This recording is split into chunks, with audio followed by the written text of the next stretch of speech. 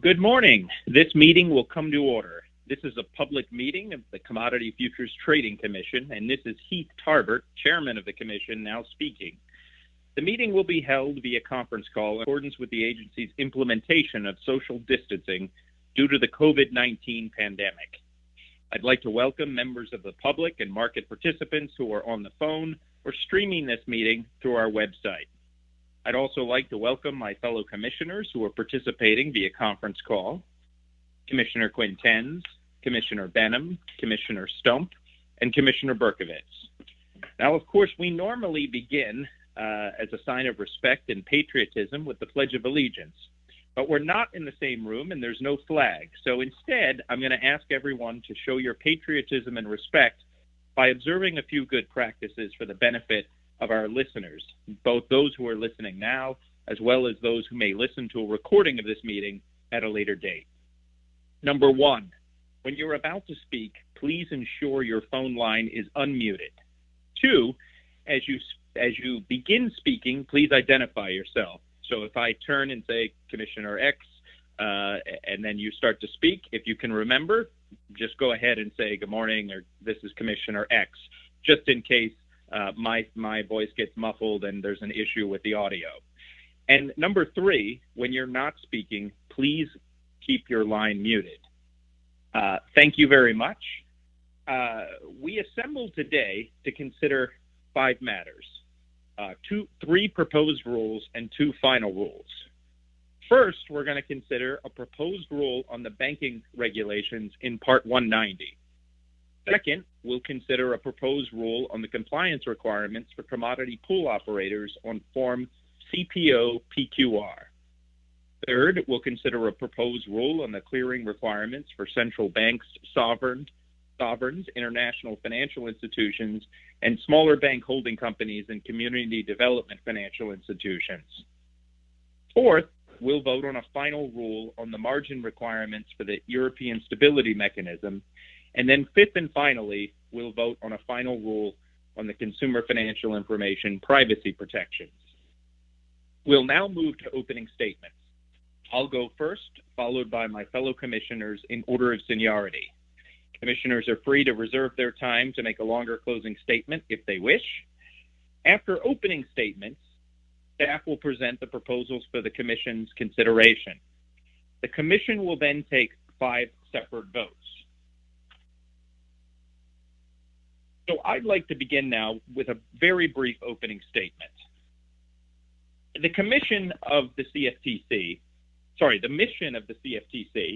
is to promote the integrity, resilience, and vibrancy of the U.S. derivatives markets through sound regulation.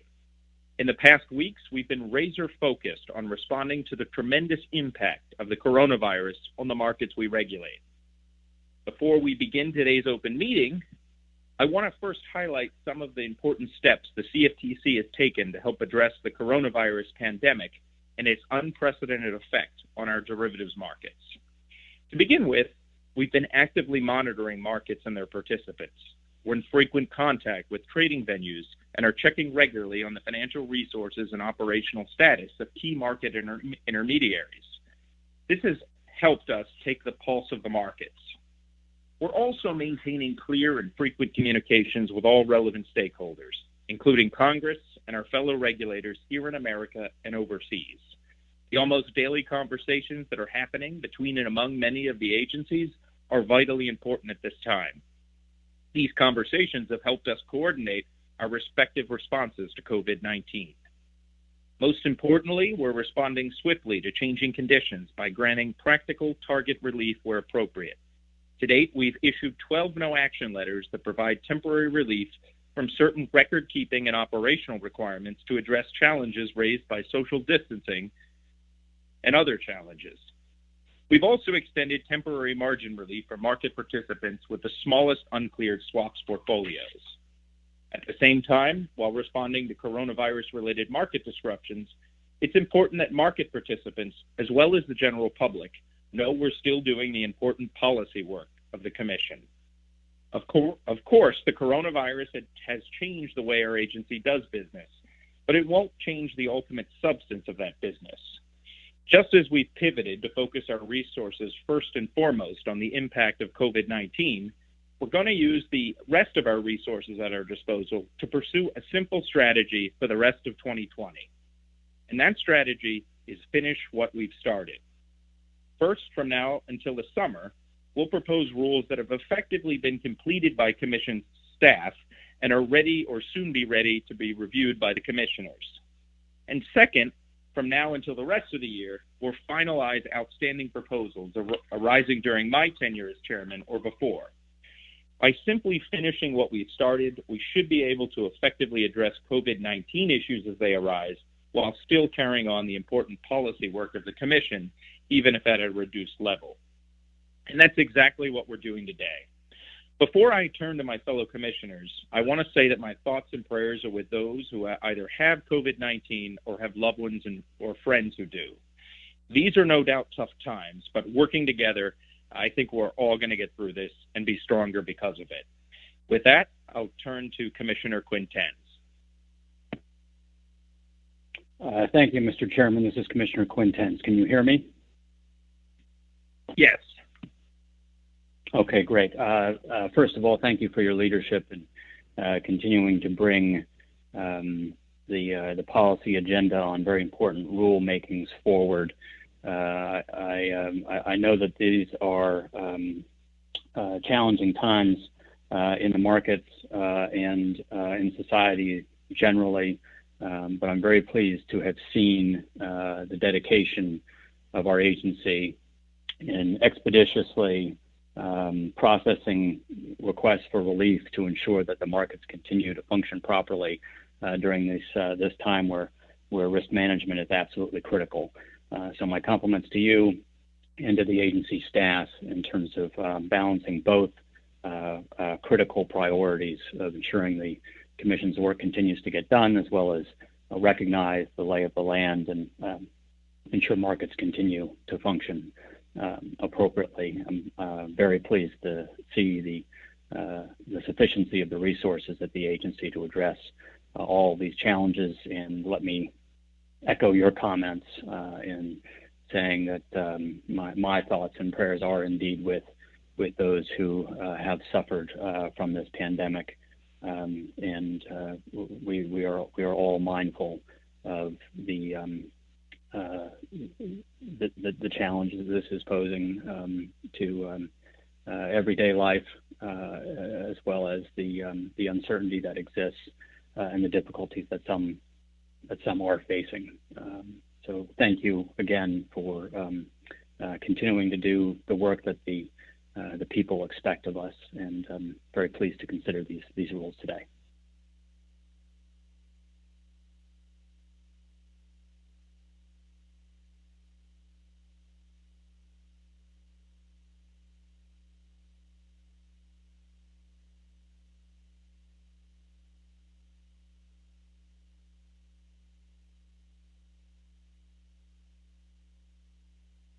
This is Commissioner Quintens. That was all I had.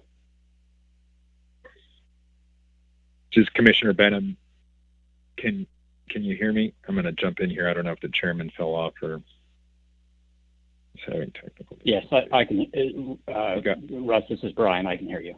Okay, I'll just jump in right now. Good morning, everyone. I hope everyone's doing well. I will certainly echo the chairman's comments, Commissioner Quintens' comments about wishing my best to everyone, health, to their families, to individuals who have suffered from the pandemic as we continue to endure those challenges and work through this. We certainly will get through it, but it will take a bit of time, and I think we're all collectively working towards getting there sooner than later. That said, look forward to this morning's meeting. I will be brief in the sense that my number one priority, obviously, is giving a sense of thoughts and prayers to everyone in the public. I do want to recognize CFTC staff, all the staff in all of the offices. Obviously, we've been going through a lot, like many folks across the government and certainly across the country, in transitioning to a new work environment, both at home and in the workplace. So we certainly are doing our best to deal with the new realities and working hard and transitioning to the challenges of having kids at home and working all together in a place where things are difficult. So I do want to recognize all the staff that's been working. This is a lot of work that's going into this. Look forward to today's rule sets. And like I've said a few times in the past couple of weeks, as the private market sort of reads these comments and reads these rules, we certainly, I believe, need to be as flexible as possible. The Commission benefits greatly from public comment. And as we continue to sort of endure the challenges of the pandemic, we need to be as flexible as possible, moving forward with our agenda sensibly, obviously, but also understanding that folks are dealing with several different fronts and several different challenges, both in the workplace and at home. And in order for us to do our job the best we can, we need to have the best comments and the best engagement with market participants. So I would encourage all folks, as you read these rules, to be mindful of that and don't hesitate to request more time if necessary, so that we can do our job the best we can. Thanks, and look forward to this morning's meeting. Thank you very much, Commissioner Benham. Commissioner Stump.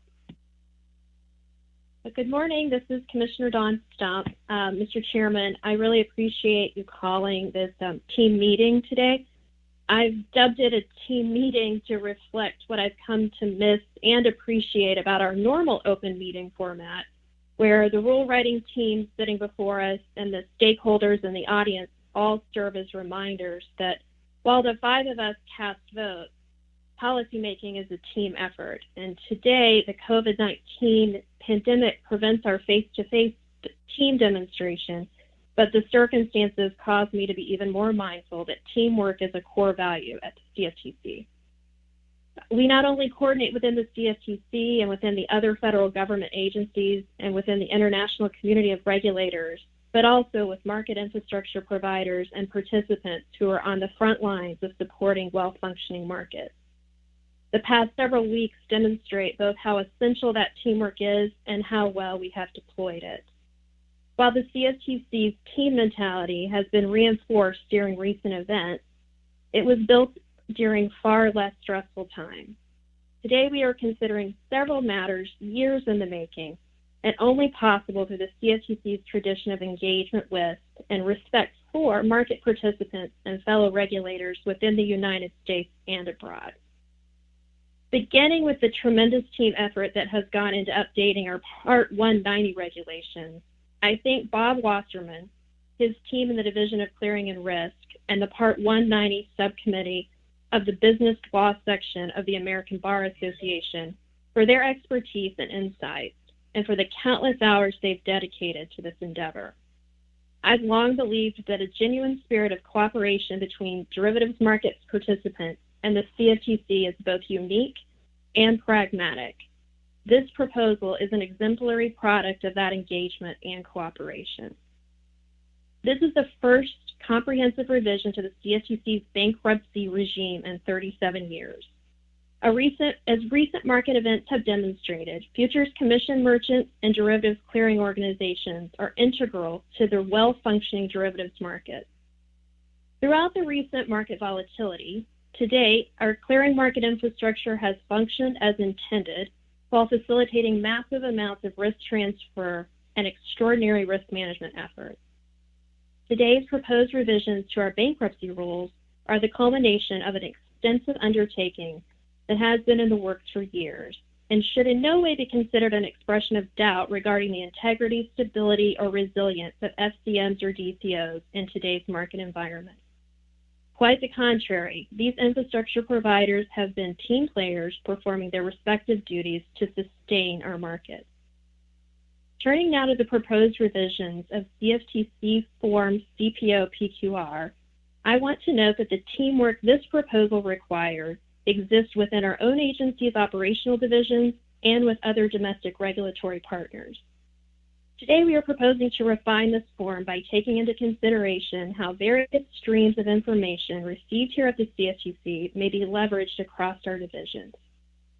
At the same time, we must acknowledge that many market participants within our regulatory purview also operate in areas overseen by the Securities and Exchange Commission. There has been some confusion surrounding the intended utility of these various reports and the forms that investment advisors supply to each regulator. Since 2011, when the SEC and the CFTC adopted new rules for private fund advisors that are also registered with the CFTC as commodity pool operators or commodity trading advisors, we have further developed each agency's data utility needs. Today's proposal reflects those lessons learned, and I'm interested to receive feedback from the public on the streamlined approach presented therein. I wish to take this opportunity to commend my colleague, Commissioner Quintens, on his continued leadership in advancing our core value of teamwork, even beyond the CFTC, and in particular with the SEC. It is because we have cultivated such a relationship with the SEC that we are able to more effectively regulate through information sharing, without the inefficiency of redundant data collection by both agencies. Turning from domestic to global coordination, I want to briefly mention the critical need for teamwork among international regulatory bodies. We are today considering two matters that reflect the CFTC's commitment to working with and deferring, where appropriate, to fellow regulators in other jurisdictions. As the current pandemic has demonstrated, our global derivatives markets face global risk, and we must continue to respect, nurture, and utilize our relationships with regulators in foreign jurisdictions to achieve the most effective regulatory structure. And finally, I want to speak about teamwork between the regulators and the regulated as an essential defense when it comes to data protection. Much like the rule before us today, which strengthens the data privacy protections of FCM, swap dealers, CPOs, DTAs, IBs, and retail foreign exchange dealers, the Data Protection Initiative that I announced last year reflects our commitment to robust data protection measures for the sensitive data in our own systems here at the CFTC. When it comes to data security, this Commission, like those we regulate, must have policies and procedures that foster heightened vigilance against the ever-evolving threat that confronts us all. In concluding, I want to thank several teams from the Division of Swap Dealer and Intermediary Oversight and the Division of Clearing Risk that have carefully prepared the rulemaking documents presented today, patiently answered our questions, and tirelessly worked to accommodate our comments and input. Thank you, Mr. Chairman. Thank you very much, Commissioner Stump. Commissioner Berkovitz. Thank you, Mr. Chairman. This is Dan Berkovitz.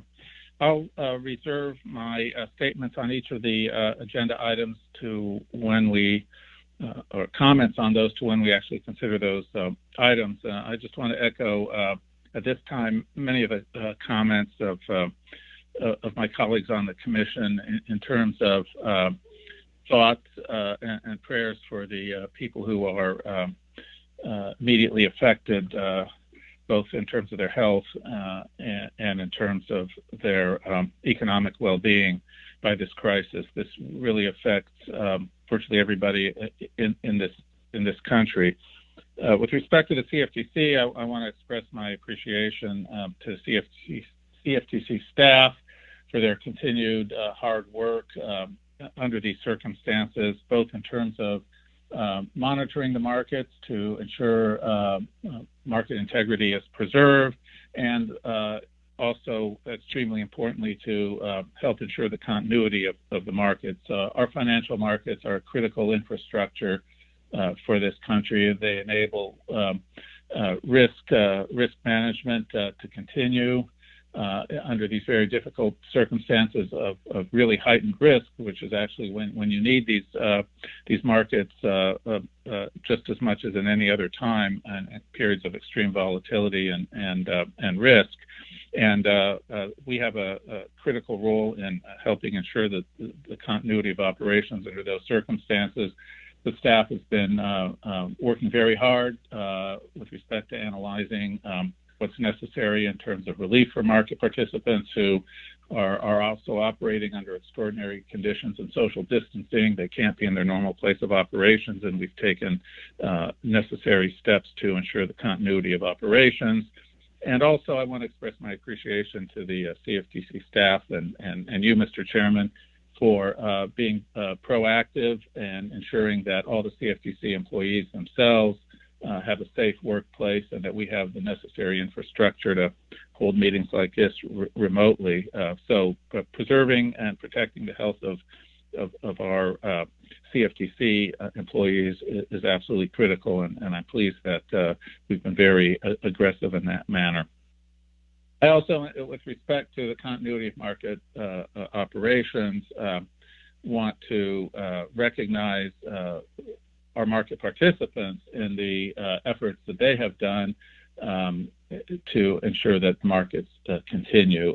As Commissioner Stump said, this is an effort of many people, not just the CFTC, obviously, in continuing market operations, but recognizing that the markets have continued to operate, and so far been able, at least the derivatives markets, what I can speak to, have been able to meet their intended functions during this period of intense crisis. Obviously, we need to be vigilant. The longer this goes on, in many aspects of the markets, certain stresses not only continue, but certain stresses we can expect to build. And so we need to be extremely vigilant to ensure a market integrity is preserved and functions continue, market participants are protected as those stresses continue. And I want to express my appreciation for the staff and everybody at the agency who is working towards continued monitoring of our markets. With respect to the agenda going forward, I agree it's important for us to go forward. It's important for us to always consider the latest information, the latest data as we go about our activities. In that respect, I also think at the same time we have to recognize, just as we have with respect to relief for market participants, the extraordinary demands upon those market participants, just as they are upon us in terms of social distancing, not being able to at their workplace. Although we can continue to telework, my experience at least has been is, yes, we can do the job, and we are doing the job, but it's not quite the same as being all together. There's a certain synergy that is more difficult to keep up, and obviously market participants in periods of extreme volatility, many are watching by the minute, many hours around the clock, market activities and ensuring that they are complying with regulatory requirements and able to maintain appropriate risk tolerances and whatever. So there's a lot going on for our market participants, and in that respect, I think it's important for us to keep in mind the various extraordinary demands on them as we go forward with our agenda and ensure that they have adequate opportunity to participate and comment on and evaluate our activities. So with that, I will conclude these initial remarks and look forward to the staff presentations. Thank you. Thank you, Commissioner Berkovitz. This is Chairman Tarbert, and I agree with you that we need to be cognizant of the demands on market participants, and so we will be be as flexible as we can, balancing staff work versus market participants in the comment process. And what I would say is, we'll try to be flexible with the comment deadlines, but regardless of what the deadline actually is, if you're able to get it in by the deadline, that's great. If you end up getting it in after the deadline, we'll still make an effort to read your comments as we're going through the process. So we do want people commenting, and if feasible, we'll review those comments, even those that come in after the deadline. Mr. Chairman, this is Commissioner Berkovitz again. I just want to say I appreciate that, and I would add, when I was at the agency previously, in the years when we were implementing Dodd-Frank, there were many rulemakings going on at the same time, and the agency was under a statutory deadline to complete many of those rulemakings, and at that point, moving forward aggressively on a rulemaking schedule. And we got, at that time, there were many concerns raised by market participants about comment period times and whether there was sufficient time to provide input on the various rulemakings and their interaction with each other. At the time, the Commission had I would say, an informal policy. It was stated by the Chairman, just I think as you've articulated, of flexibility in terms of the comment deadlines. There were comment deadlines, and obviously, if you got your comments in by the deadline, you were ensured that your comments would be considered, and of course, the agency would be obligated to consider them under the Administrative Procedure Act. But there was some flexibility in terms of that late comments would be considered if it was feasible to consider them. There wasn't an automatic steel gate, the closing down at the end of the comment period, and obviously market participants would come in and want to meet with commissioners and meet with the staff after the comment period is closed, and those were very valuable to the agency, and so those were continued where feasible. Obviously, if you're on the eve of a rulemaking, a meeting to finalize a rule, somebody comes in and says, I want a meeting on this, it may not have an impact at that point, or may not even be feasible to meet, but certainly there was somewhat of a flexible policy put in that if people wanted to come in and meet, or they wanted to file written comments and it was still feasible for the agency to consider them, they would be considered. And I think it effectively balanced, but there was no guarantee, of course, unless you submitted it on time. But there was an effectively a good balance between enabling people who couldn't exactly meet the deadline to have their comments considered if feasible. So if we can do that, as you stated, I think that would go a substantial way towards balancing these considerations. Thank you very much, Commissioner Berkovitz. Absolutely, that's I think the approach we'll take, consistent with what we've done in the past. Terrific. Well, again, this is Chairman Heath Tarbert.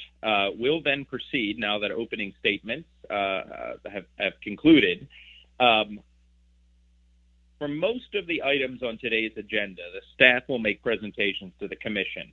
The exceptions are that the European Stability Mechanism rule on the margin relief, as well as the clearing requirement, we will have a presentation on those rules, but we'll have those rules together. So there'll be one presentation covering both the third and fourth agenda items.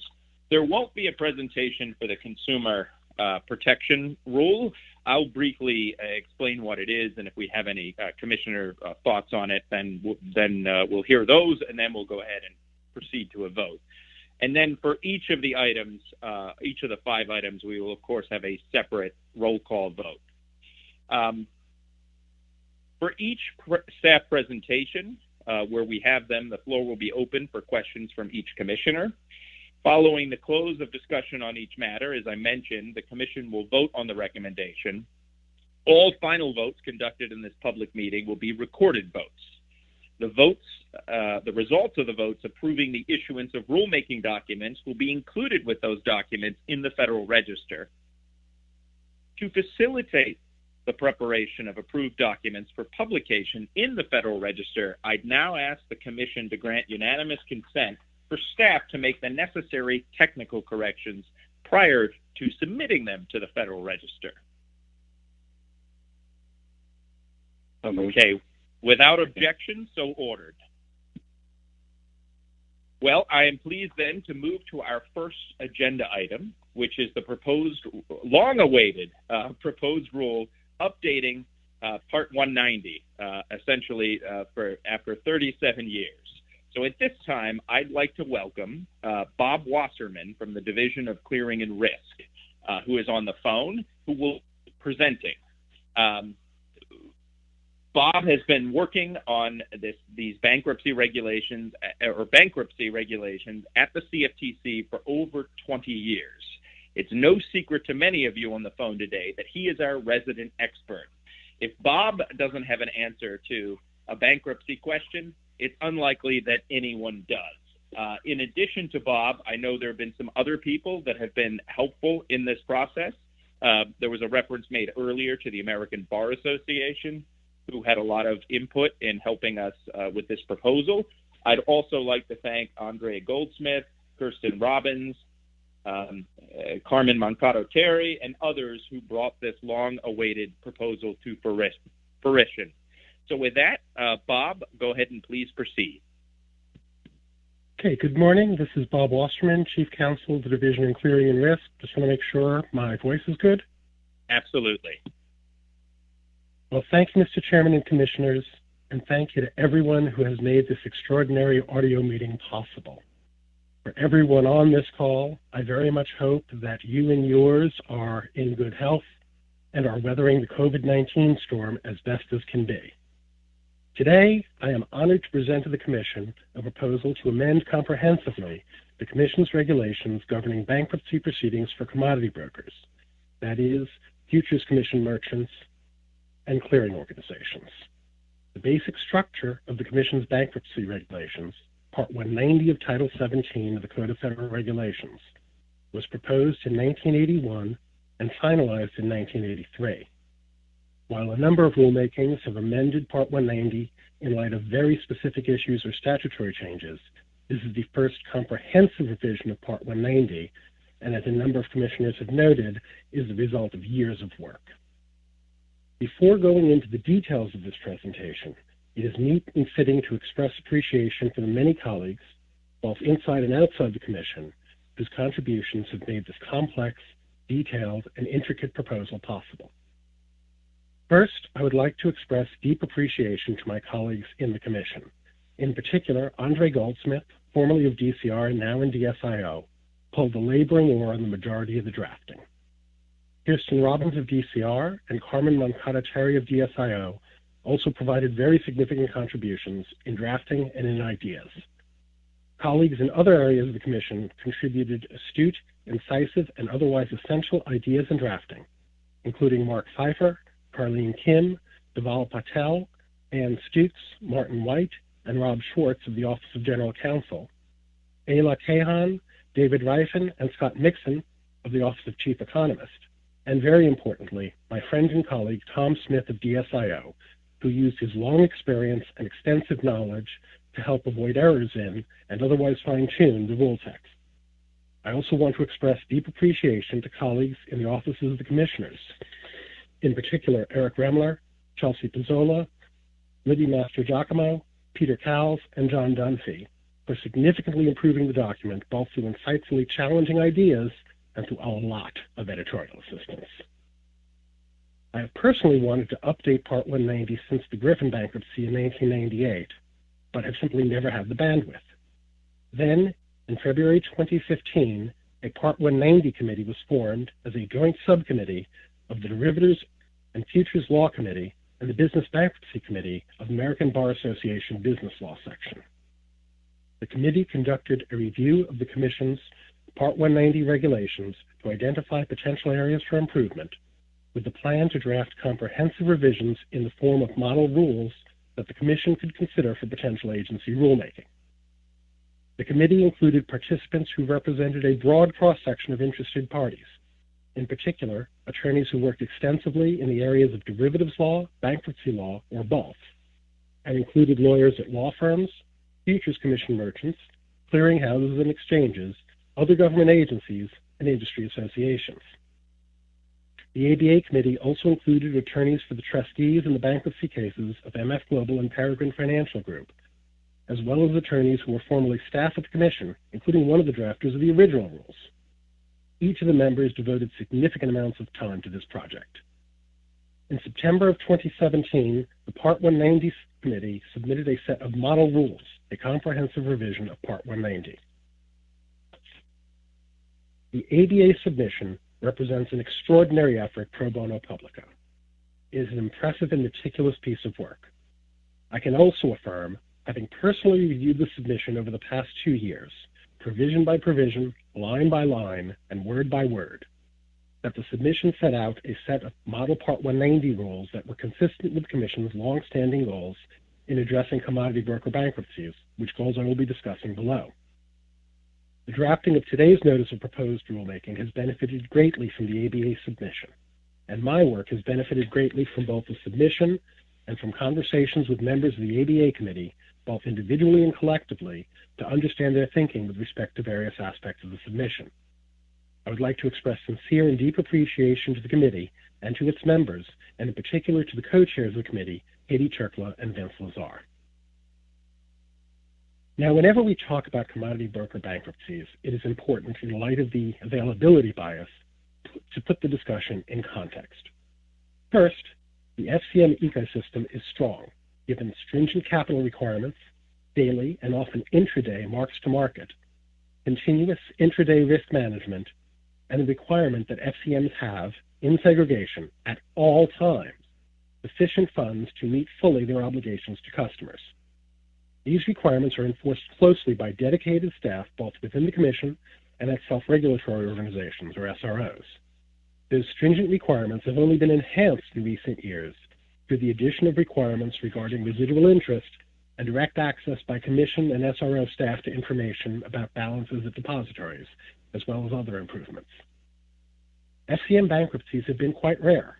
Indeed, over the more than 22 years I have been working on these issues at the Commission, we've only had 5: Griffin Trading, Refco, Lehman, MF Global, and Peregrine.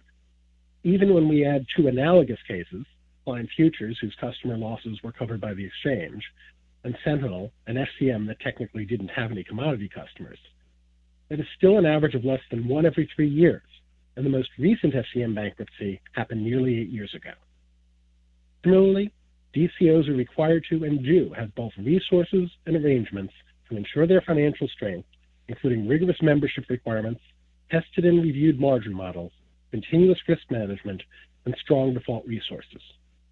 For systemically important DCOs, and those that have opted into Subpart C of Part 39, the requirements are even tougher, in particular with respect to default resources and recovery plans that meet requirements that were designed to be consistent with stringent international standards and the principles for financial market infrastructures. No CFTC-regulated clearing organization has ever come close to insolvency. I think it is fair to say that the smooth and steady way in which Commission-regulated FCMs and DCOs have weathered the recent extraordinary market volatility is yet further evidence of their resilience. Nevertheless, it is our responsibility to maintain constant vigilance. We must prepare and make arrangements, not only for what we expect to happen, but for what might happen, however unlikely. And one important way in which we do this is through the Commission's Bankruptcy Rules, Part 190.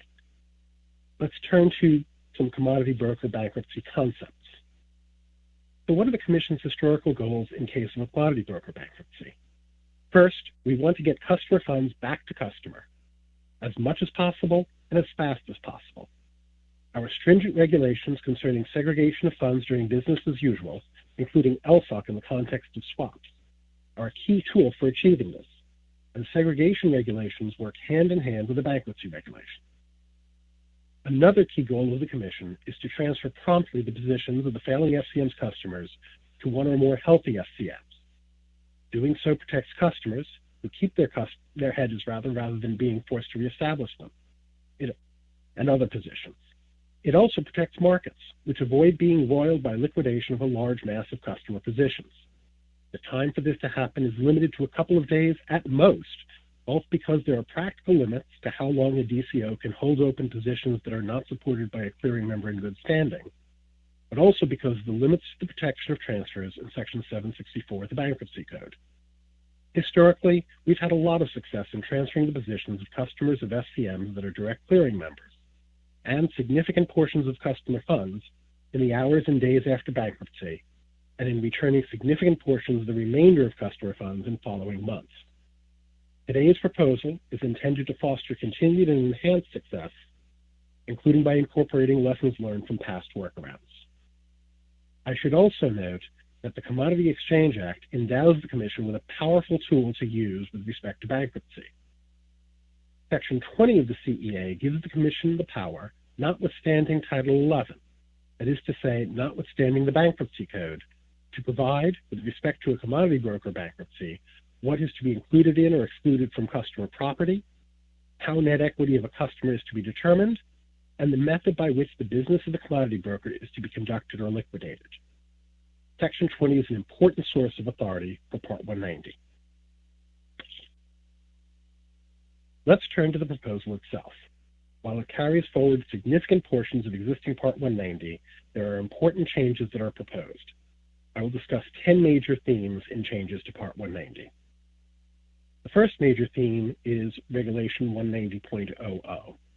To enhance clarity and transparency, the proposal would add a new section, 190.00, that is designed to set out the statutory authority, organization, core concepts, scope, and rules of construction for Part 190.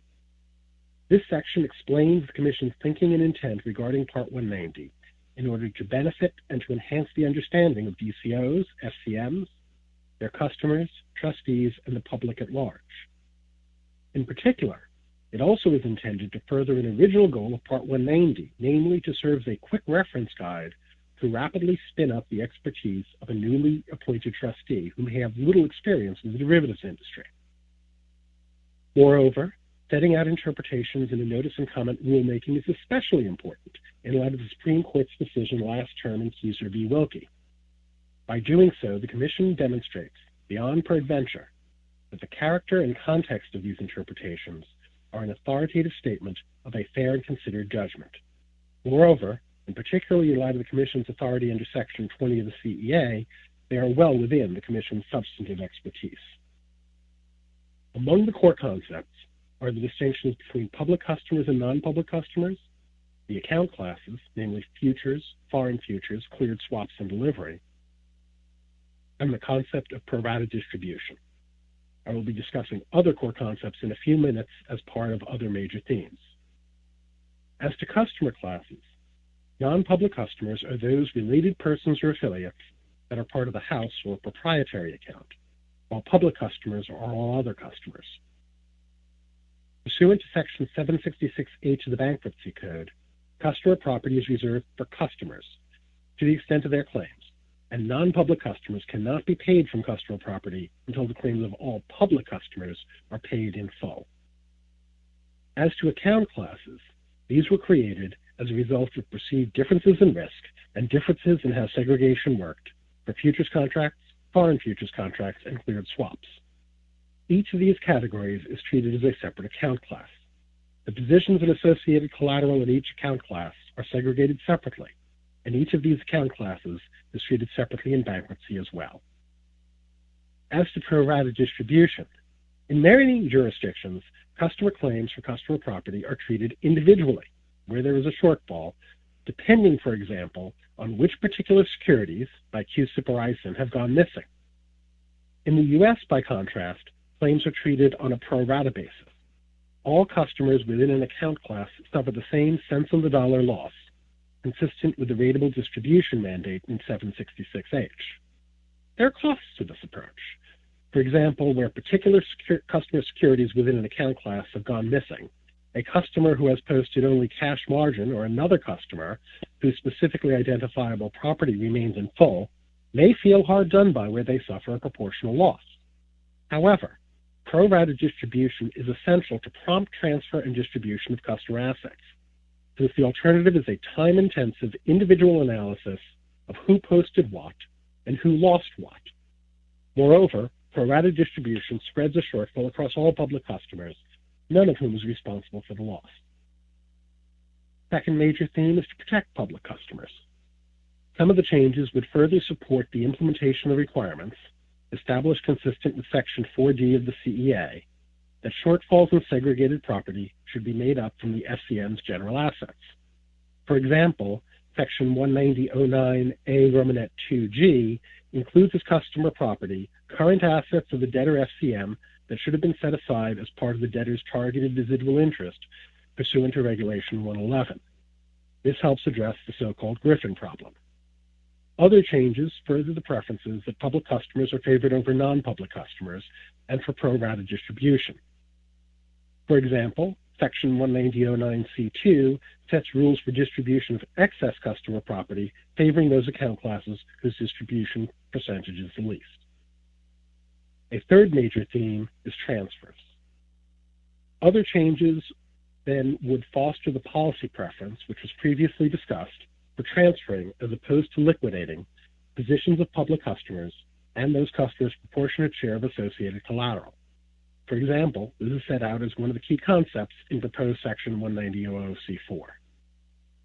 Fourth major theme is a bespoke framework governing the bankruptcy of a clearing organization, Subpart C of Part 190. And I should note, by the way, that Subpart C of Part 190 is different to Subpart C of Part 39. In proposing Part 190 back in 1981, the Commission decided to take a case-by-case approach with respect to clearing organization bankruptcies.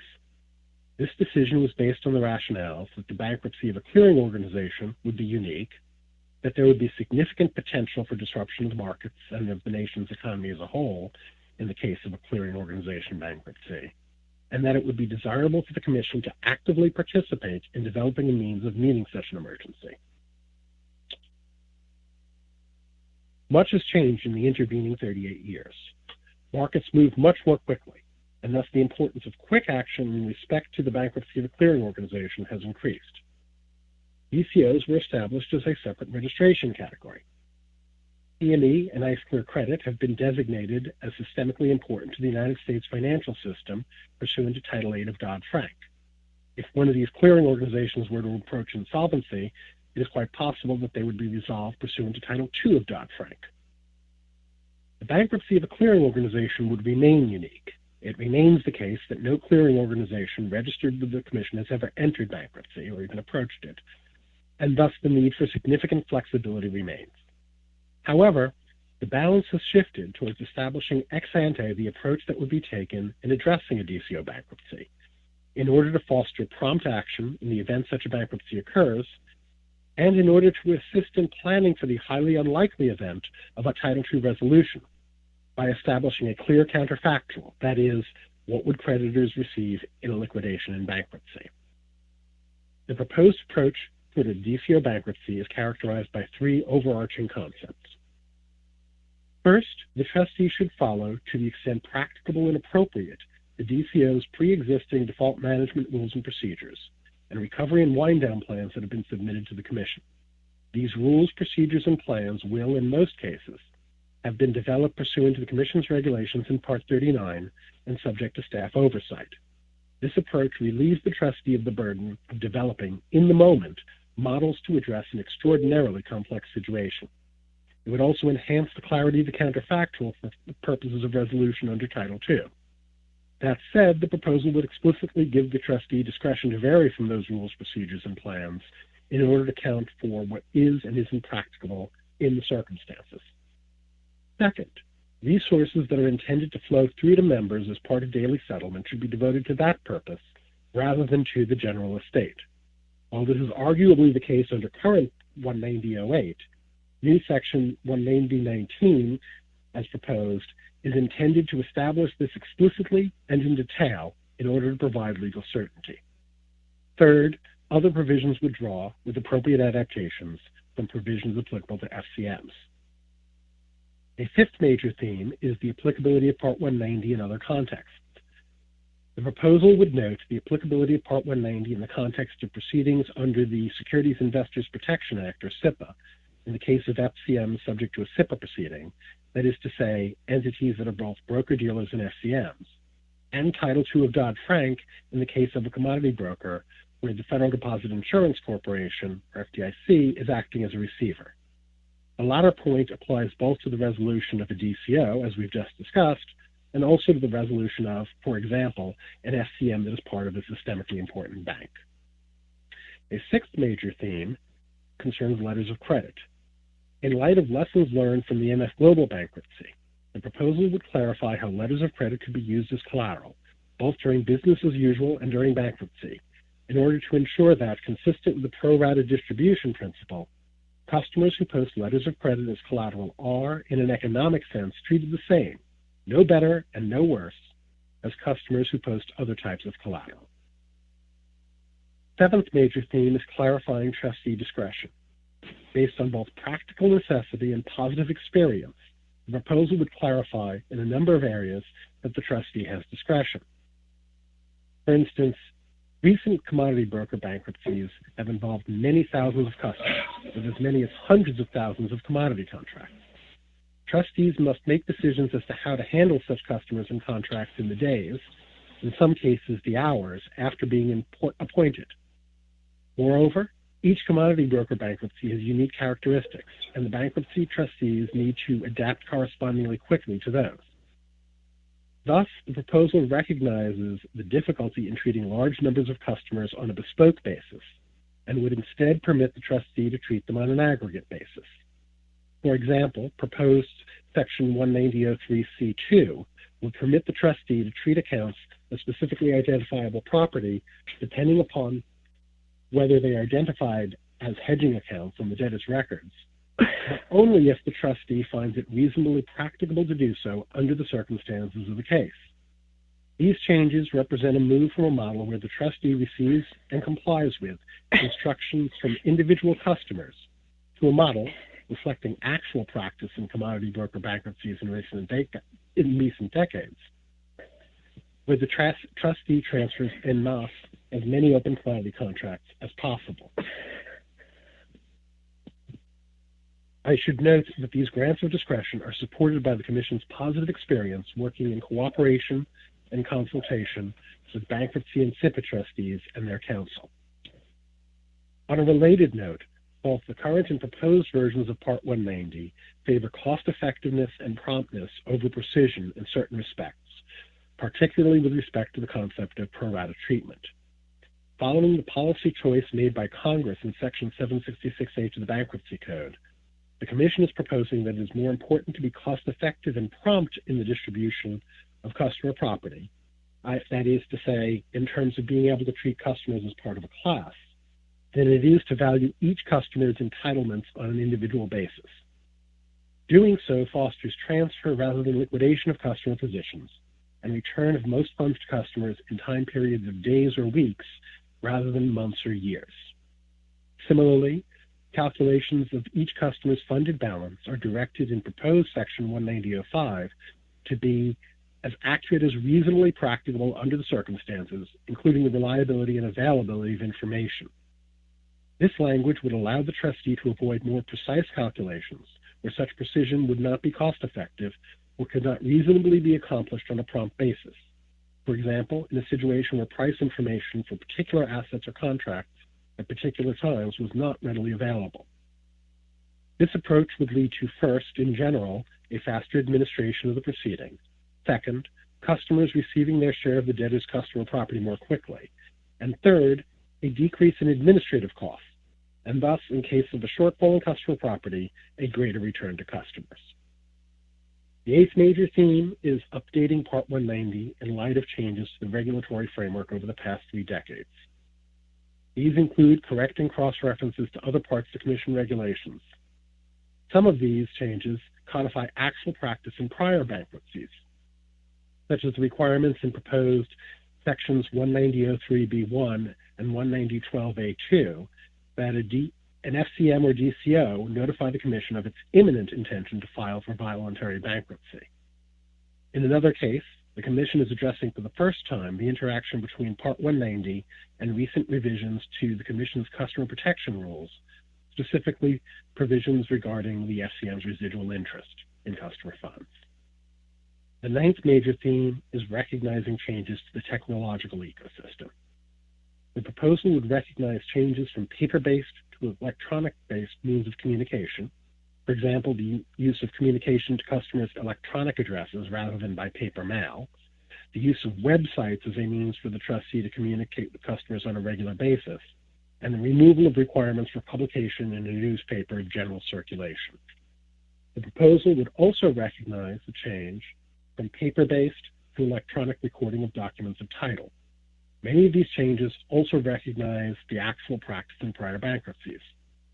Finally, in the context of delivery accounts, the proposal would, in contrast to the current regulations, recognize that commodities that are deliverable can be either tangible or intangible, including virtual currencies.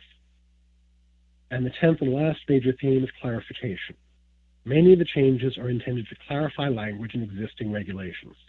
While some of these changes will address ambiguities that have complicated past bankruptcies, this comprehensive revision of Part 190 has also provided opportunities to clarify language in order to avoid future ambiguities and to add provisions to address circumstances that have not yet arisen in order to accomplish better and more reliably the goals of promptly and cost-effectively resolving commodity broker bankruptcies while mitigating systemic risk and protecting the commodity broker's customers.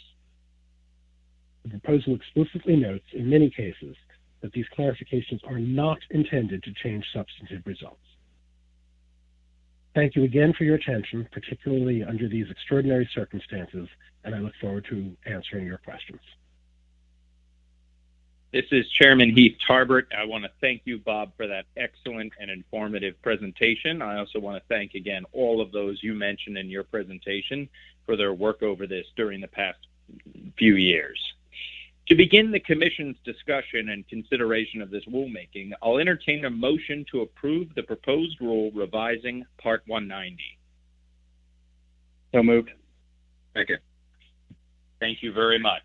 I'd now like to open the floor to commissioners to give statements and ask questions, and I'll begin. I'll start with some questions and then perhaps give sort of a brief summary of my views as to why I'm supporting this piece of this rulemaking, and with a further written statement with more details to be released later. Bob, just sort of at a very high level, when I think about our Part 190 regime, I think about it really as having two major goals: to protect customers and then also to protect our financial system. And two key preferences entrenched in our bankruptcy regime are, number one, the preference for porting rather than liquidating positions, and two, the preference for pro rata distribution, which allows a customer to receive a portion of his or her claim almost immediately. And you don't necessarily see these sort of principles in other parts of the bankruptcy code or in other regimes that implement it in the financial sector. So I wanted to ask you your thoughts on how are these preferences helpful not only to customers but also the financial system more generally. Thank you, Mr. Chairman. So by porting positions rather than liquidating them, we are indeed protecting both the customers and the markets. We're protecting the customers because they do not have to, and quite possibly roiled markets, reestablish their hedges or other positions. And we are protecting the markets because essentially we are avoiding a mass unloading or liquidation of positions, which would affect the essentially market prices and perhaps in very bad ways.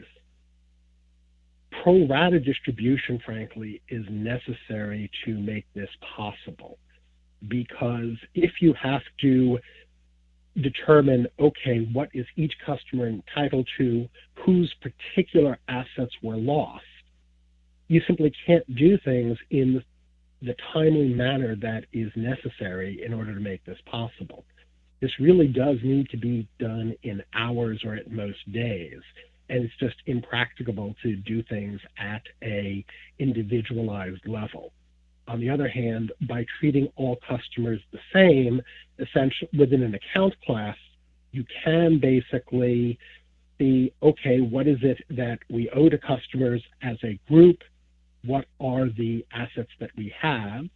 You would then, as we have in the past, establish a reasonable buffer, and that's what fosters the transfers that avoid liquidation of positions. Got it. So if I could sort of sum up, if I'm thinking about this from the vantage point of a market participant, one of the reasons I use these markets is to hedge risk, particularly for our end users that have exposure in the futures and the futures markets. And if I have a situation where I have to liquidate, the positions are liquidated as opposed to ported, that can create just a complete mess as far as people that are counterparties may have to re-hedge. I mean, it just can create turmoil. It's much better to take those positions and port them over to another FCM if possible. And then secondly, if I'm in a situation where I have an account at the FCM, it fails, even if the clear, I'm not the customer that, let's say, created the if the reason is because of a default of a customer, which then causes the default of the FCM, rather than waiting years to get sort of my money back, having the pro rata distribution allows me to get back a lot of money quicker, all things being equal, as the process works itself out eventually over the years. Am I getting that right? Absolutely. And I should further note that this approach has helped with U.S. competitiveness, in that I think there's a lot of folks from around the world who come to U.S. markets and use U.S. FCMs because of this, that essentially in the event of a problem with the intermediary, at least we have this bankruptcy treatment that works better here than the bankruptcy treatment elsewhere. Excellent. Thank you. And I have noticed that. So I should begin by saying one of my favorite quotes on the subject of bankruptcy is in the 1926 novel by Ernest Hemingway, The Sun Also Rises. And I think he best chronicles the anatomy of a typical bankruptcy. In the novel, the character Mike Campbell is asked how he went bankrupt, and he answers 2 ways: gradually and then suddenly. And my view is that really describes bankruptcy. There may be gradual issues, minor financial or operational troubles, but then they can be exacerbated by a sudden crisis, and before you know it, you find yourselves in insolvency. And I had while I was a lawyer in private practice, I actually worked with the firm and worked on the Lehman Brothers bankruptcy, the Washington Mutual bankruptcy, and then some of the insolvency work related to MF Global in the UK. And so, that had left an impression upon me about insolvency and bankruptcy. And then I also, in my career, worked on the resolution plans, the Title I bankruptcy resolution plans for some of the large systemically important financial institutions, thinking about what would happen if there was an insolvency, and how they would unwind themselves or resolve themselves, let's say, using the bankruptcy regime as well as the other regimes that are relevant to it, the FDI Act for the depository institution, the Securities Investor Protection Act for broker-dealer subsidiary, and also our Part 190. And so that really left an impression upon me. So when I came to the commission and took up my office in July, and I saw that this was a work in process, I really honed in on it, because I can't stress how important it is to make sure that our insolvency regime is up to date, because we never know when we may need to use it. And so I'm very pleased to support this proposal. Again, a tremendous amount of work has gone into it. And when I really think about what stands out as why this proposal is so important, I think number one is clarity for customers and creditors. Clarity is absolutely critical for an insolvency regime, and the fact that we're now updating it systematically for the first time in 37 years is really important, so that members of the public, players in the financial markets, as well as regulators, really have an understanding of what would happen under our Part 190 if we had an insolvency of an FCM. And also, of course, for the first time, a DCO, providing clarity there. As you mentioned, back in 1983, we essentially left it open and said, look, there's no playbook for a DCO. We'll see what happens. And now I think, we have worked on default management and recovery systems in the 37 years. Most DCOs have a quote-unquote playbook, and just providing some legal certainty that would be the case will really help as far as clarity, market expectations, etc. The second point I would raise, and so clarity is one of our core values. Commissioner Stump spoke very eloquently earlier in our meeting about teamwork, but two of the other core values are clarity, which I just talked about, and another one is forward thinking. And here, I think, not only have we sort of looked back at the past and said, what do we need to do for the past 37 years and update it, but we've also looked forward to the future, for future insolvencies. And so the fact that we have mentioned and provided for digital assets, for example, as a physically deliverable asset class, I think is also forward thinking. So I would put that out there as well as 21st century modes of publication, not just newspapers, but obviously online and other things. So I think that's really helpful. And then finally, one of our strategic goals has been to promote the interest of all Americans in our derivatives markets. It's so important that while people look at these markets and think they're fairly arcane and obviously they're highly technical and complex, ultimately most sectors of our real economy rely on our derivatives markets for price discovery as well as for risk hedging. And one of the things that we make very clear is this idea that we reinforce the bankruptcy priority of public broker customers over non-public customers. So basically the broker's proprietary and affiliate accounts, so that ultimately if someone's going to take a hit, it's not members of the public, it's not the customers, but rather it's the FCM itself and their affiliates, the firm that is actually potentially the firm that is going insolvent. And I think that's really important. And then the points that you mentioned earlier for my question, I think it's just really important that people understand the importance of porting customer positions to a solvent broker rather than liquidating them, and the preservation of value that has, as well as this idea of the pro rata distribution in getting people their money quicker than would normally be the case if we went through a long bankruptcy process. So that's my view on this. I am very pleased to support it. And with that, I will turn to Commissioner Quintens for any questions, comments he may have. Thank you very much, Mr. Chairman. This is Commissioner Quintens. Let me echo a lot of the comments that you just made and Bob Wasserman made in wonderfully summarizing not only the proposal, but also the significance and importance and uniqueness of the bankruptcy regime that has developed for our space and for the derivatives markets. As you, Mr. Chairman, and others have said, this is the first comprehensive change to these regulations since they were first issued all the way back in, I think, 1983. And it's, today's a good day. I think it marks another important step in your agenda, Mr. Chairman, to update and make more efficient several areas of our regulations.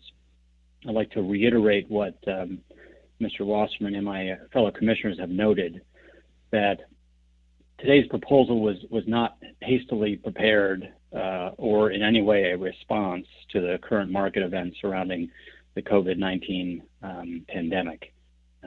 Commission staff has been considering these amendments since at least 2017, when that ABA subcommittee finalized its work that it began a few years before that to request that the Commission update Part 190.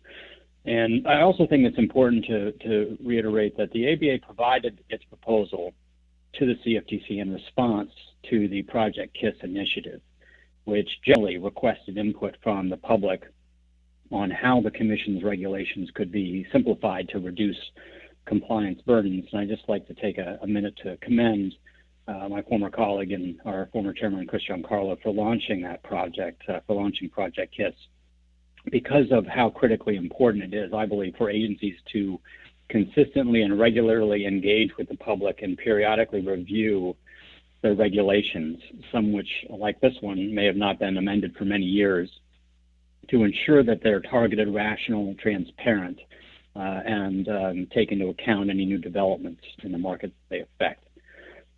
Lastly, let me just reiterate some of the comments made, especially by you, Mr. Chairman, and Commissioner Stump in her beautiful opening statement about teamwork. Since joining this commission in August of 2017, I've been so impressed with the intellectual and institutional knowledge that some of our staffers bring to this agency. And while there are a number of names I could bring forward, Bob Wasserman is certainly at the top of that list, having worked at the agency for, I think, 23 years now, having lived multiple FCM bankruptcies over that time that he's described, and taking and making calls in the middle of the night, the regulators to coin-appointed trustees to ensure that customer funds were being protected and that positions could be moved expeditiously. So, Bob, let me thank you for your dedication to the agency, to our markets, and just more concretely for bringing this important rulemaking forward that has much of your institutional expertise and experience embedded in it, and acknowledge all of your colleagues that you mentioned and thank them for their contributions. So let me just ask two quick questions, Bob, if I could, one on policy and one on process. I'd just like to highlight what the chairman had raised around virtual currency. Could you just again maybe summarize the effect of amending the definition of physically delivered property to include intangible commodities such as virtual currency?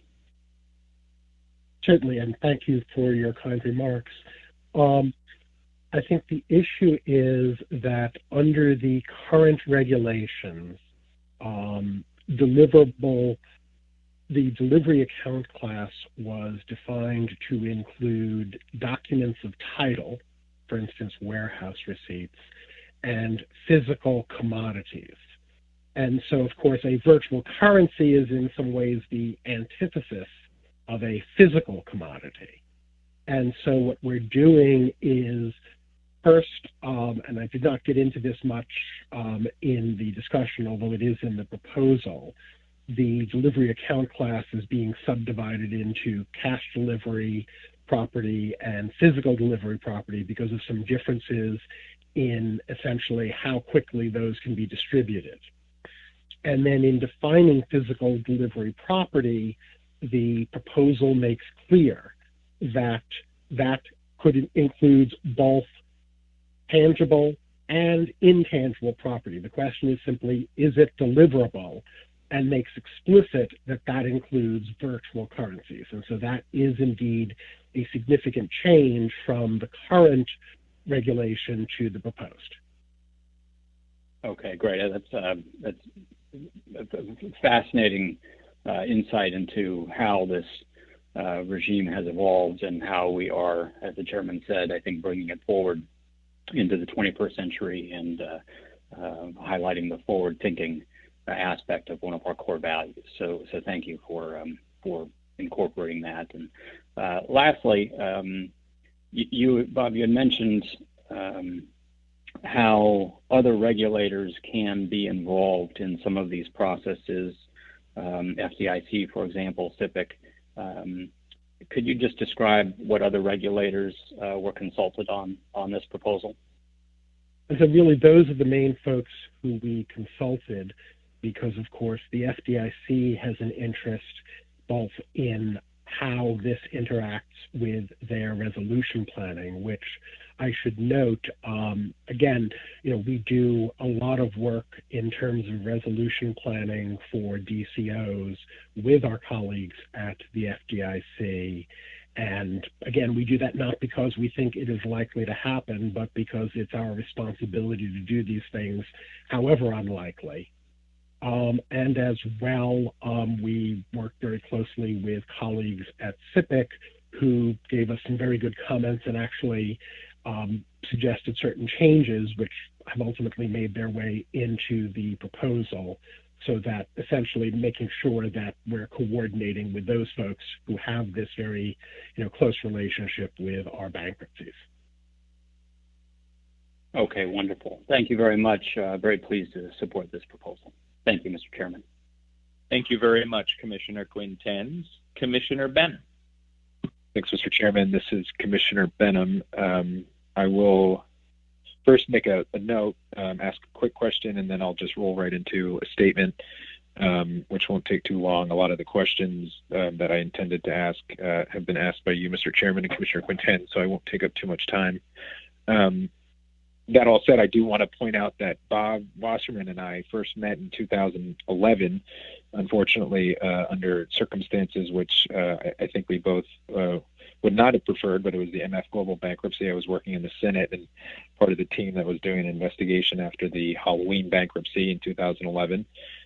So just to reiterate and validate some of the comments that have been made about Bob, and his value to the agency. He was a huge value to the Congress back then, and shedding his expertise and knowledge about commodity broker bankruptcies and the situation that had occurred, I think, largely, Bob, over the weekend, going into that week and then going into the bankruptcy, and for the many days and months following the actual bankruptcy and the proceedings that unfolded. Unfortunately, for a lot of folks, there was money lost, and I think we did a pretty good job in the end as the years unfolded, but certainly some dark days at the initial onset. So do want to recognize, again, like my colleagues have said, Bob's work, dedication, and service to the CFTC. Certainly could not do a lot of the work that we do without him. And in that vein, Bob, I'll just ask one quick question about MF Global and Peregrine, which dealt with a few months later as well. You mentioned letters of credit. You obviously mentioned porting and trustee discretion as some of the core principles, which were all huge issues in MF and Peregrine to an extent. Is there anything else from those events back in 2011 and 12 that you can highlight outside of what you already mentioned in your presentation as lessons learned and things that you have embedded or incorporated into this revision? Well, thank you again for your kind remarks.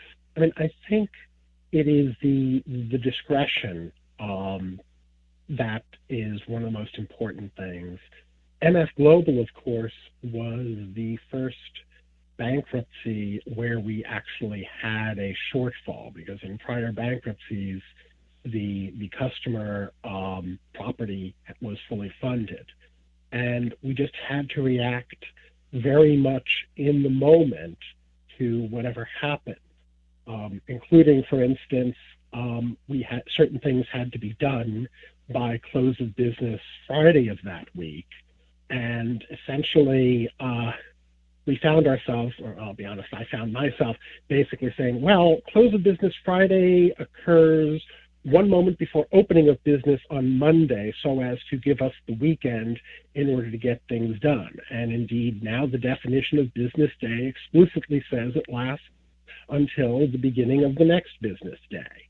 And so, we did things, that is one of the lessons learned, but I think the broader lesson learned is the importance in dealing with these things of giving the trustee certain discretion so that they can adapt to the particular circumstances of what's happening. Thank you. I appreciate that.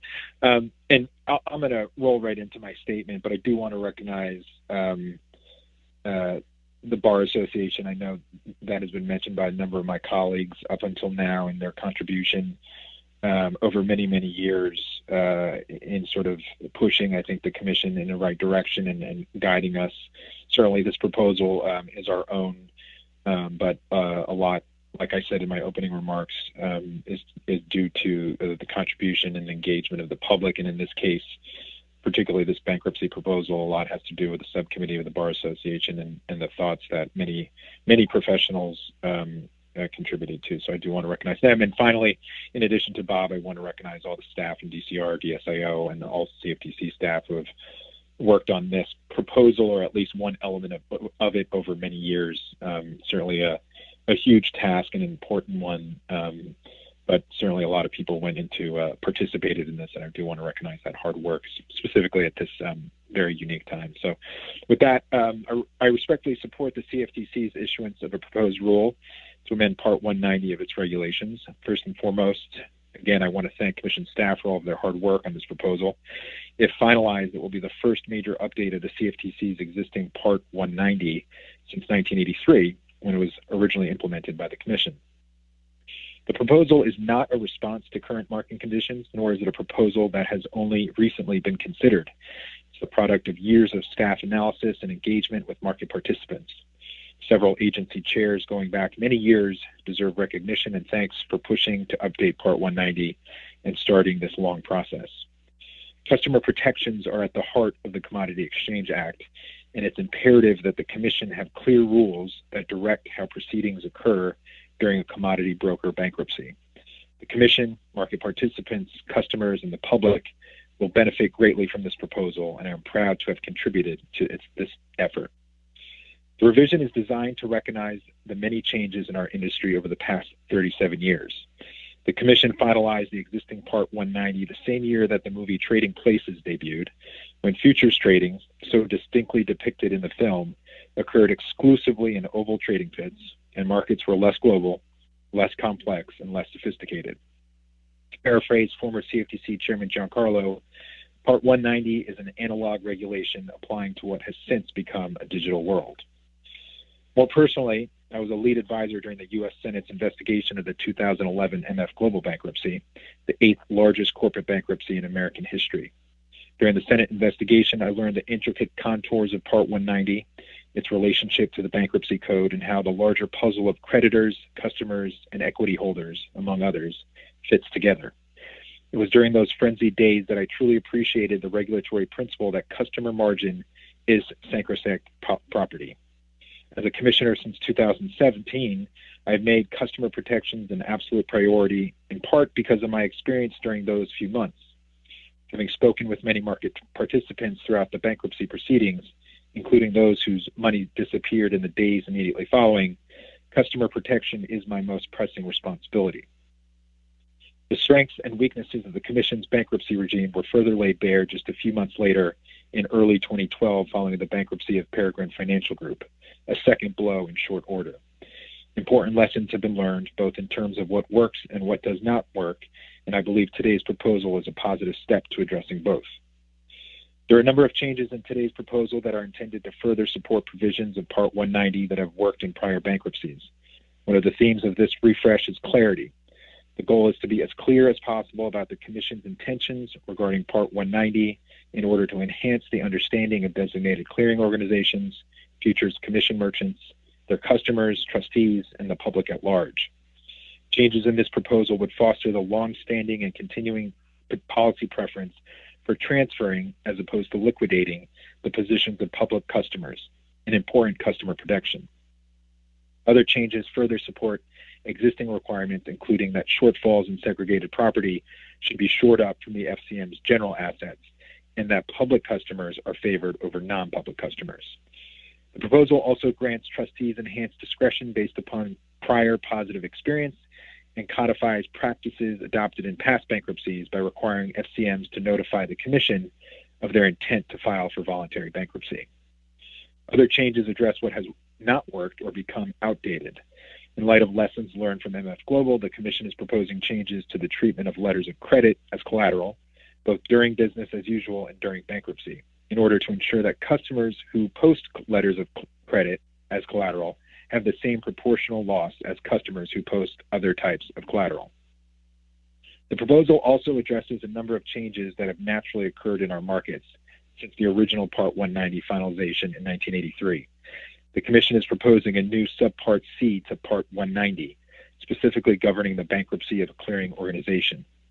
As DCOs have grown in importance over time, including being designated systemically important by the Financial Stability Oversight Council following the financial crisis, the Commission believes that it is imperative to have a clear plan in place for exactly how a DCO bankruptcy would be resolved.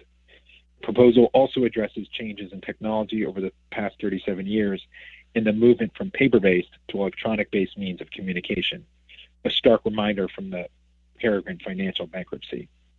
I am hopeful that the 90-day comment period will allow sufficient time for the public to digest this extensive proposal and provide fulsome comments.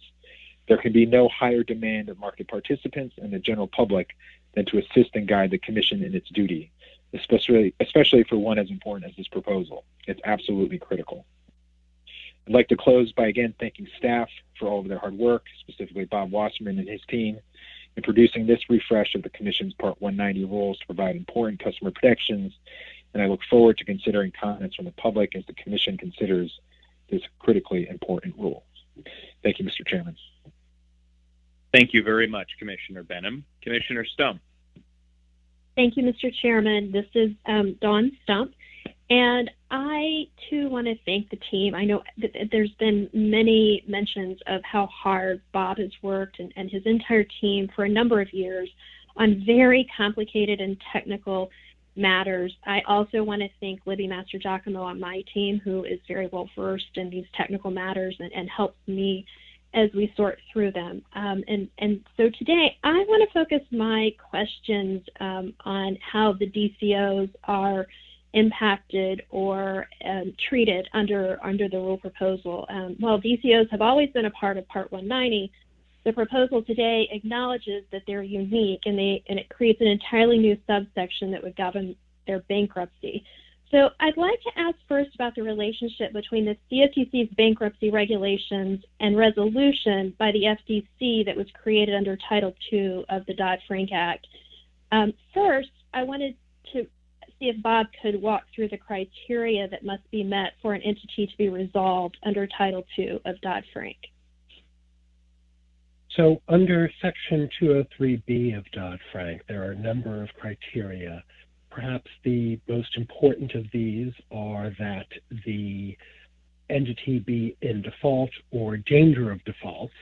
And I should note that with respect to DCOs, I think we are looking towards an interpretation that would include an inability to maintain the required financial resources, those that are required by regulation, as something that would be included in danger of default. There has to be no viable private sector alternative to prevent this circumstance. And very importantly, a determination must be made that the entity's bankruptcy would have serious adverse effects on the financial stability in the United States.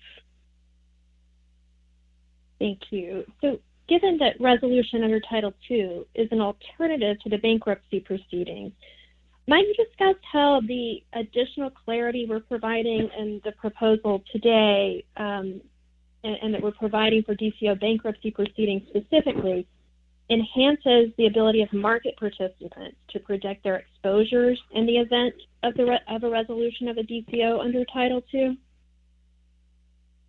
And so what this does is essentially it establishes the counterfactual for what we frequently refer to as no creditor worse off. That is to say, creditors, including the members of the DCO, would be entitled in Title II to be no worse off than they would be in a liquidation bankruptcy. And so by clarifying how things work in the liquidation bankruptcy, we're essentially adding clarity and transparency for the benefit of those market participants. As well, we are assisting with the planning that I mentioned our colleagues at FDIC, and we are engaging to address this highly unlikely situation. Right, and I appreciate the amount of time you spent with me on this particular point, Bob, with regard to no creditor worse off, and the fact that it's essential to have both metrics available to you in order to determine which one would result in no creditor worse off, meaning the DCO bankruptcy proceeding as well as the Title II resolution proceeding. And so I think that's a really important point, that we need to have both metrics available to the decision makers in those circumstances. So thank you for that. To what extent are we proposing that a trustee in a DCO bankruptcy proceeding adhere to DCO's default rules, recovery plans, and wind down plans? So what we're doing in 190.15 is essentially instructing the trustee to take actions in accordance with those default rules and procedures and recovery and wind down plans to the extent practicable and subject to the trustee's discretion. And so there's a balance there. Great, thank you. And just one final question. The proposal contemplates that under certain circumstances, the bankruptcy trustee could request permission of the CFTC to continue to operate a DCO for 6 calendar days after the order for relief. There are many considerations to consider, but can you explain the conditions under which this would be permitted? So, of course, what we're dealing with in a potential DCO bankruptcy is an entirely unprecedented situation, and we're trying to avoid completely mechanical action. So this is essentially a possible discretionary pressure release valve if the continued operation of the DCO would facilitate either prompt transfer of the clearing operations of the DCO to another DCO. In other words, essentially, there is a transfer that is in train and is possible, but you just simply run out of time. Or similarly, bringing the entity into resolution, that is to say, resolution pursuant to Title II. As we were just discussing, there are a number of preconditions to putting an entity into resolution under Title II. Those take material time. And so again, there's a possibility that you run out of time, but it is in the offing, and so you just need perhaps a couple of more days. Now, however, we also would need to, the Commission, that is to say, would also need to find that doing this would be practicable. By that, we're talking about that the DCO rules permit it. That is to say, they don't mandate liquidation of everything in bankruptcy right at, as the hammer falls. And it would need to be the case that all or substantially all of the members are both willing and able to make their variation payments. Because, of course, you can't keep the DCO going if the members are not willing to participate. Right. Thank you. That concludes my questions. Again, I really appreciate the efforts of the team and the market participants and the experts that contributed to this, and I look forward to the public weighing in and helping us get this rule to a final form. Thank you very much, Commissioner Stump. Commissioner Berkovitz. Thank you, Mr. Chairman. This is Dan Berkovitz speaking. So I'd like to pick up, Bob, on the point that the chairman rose in his questions, and that's the underlying objectives of the bankruptcy provisions in the statute and our regulations implementing that, and that's really the dual purposes, both for customer protection and protection of the individual market participants, as well as the systemic importance of these regulations. And can you just elaborate a little bit on the major on those two major objectives for the bankruptcy provisions? I think it's fair to say that the two work hand in hand. And so, as we discussed, by doing things like getting as much money to the customers or to their, along with their positions as part of a transfer as quickly as possible, we are protecting the customers, which is, of course, one of our most important jobs. We are protecting the system by avoiding large-scale forced liquidations. And very importantly, we are protecting confidence in these markets, both in the immediate event and in the longer term.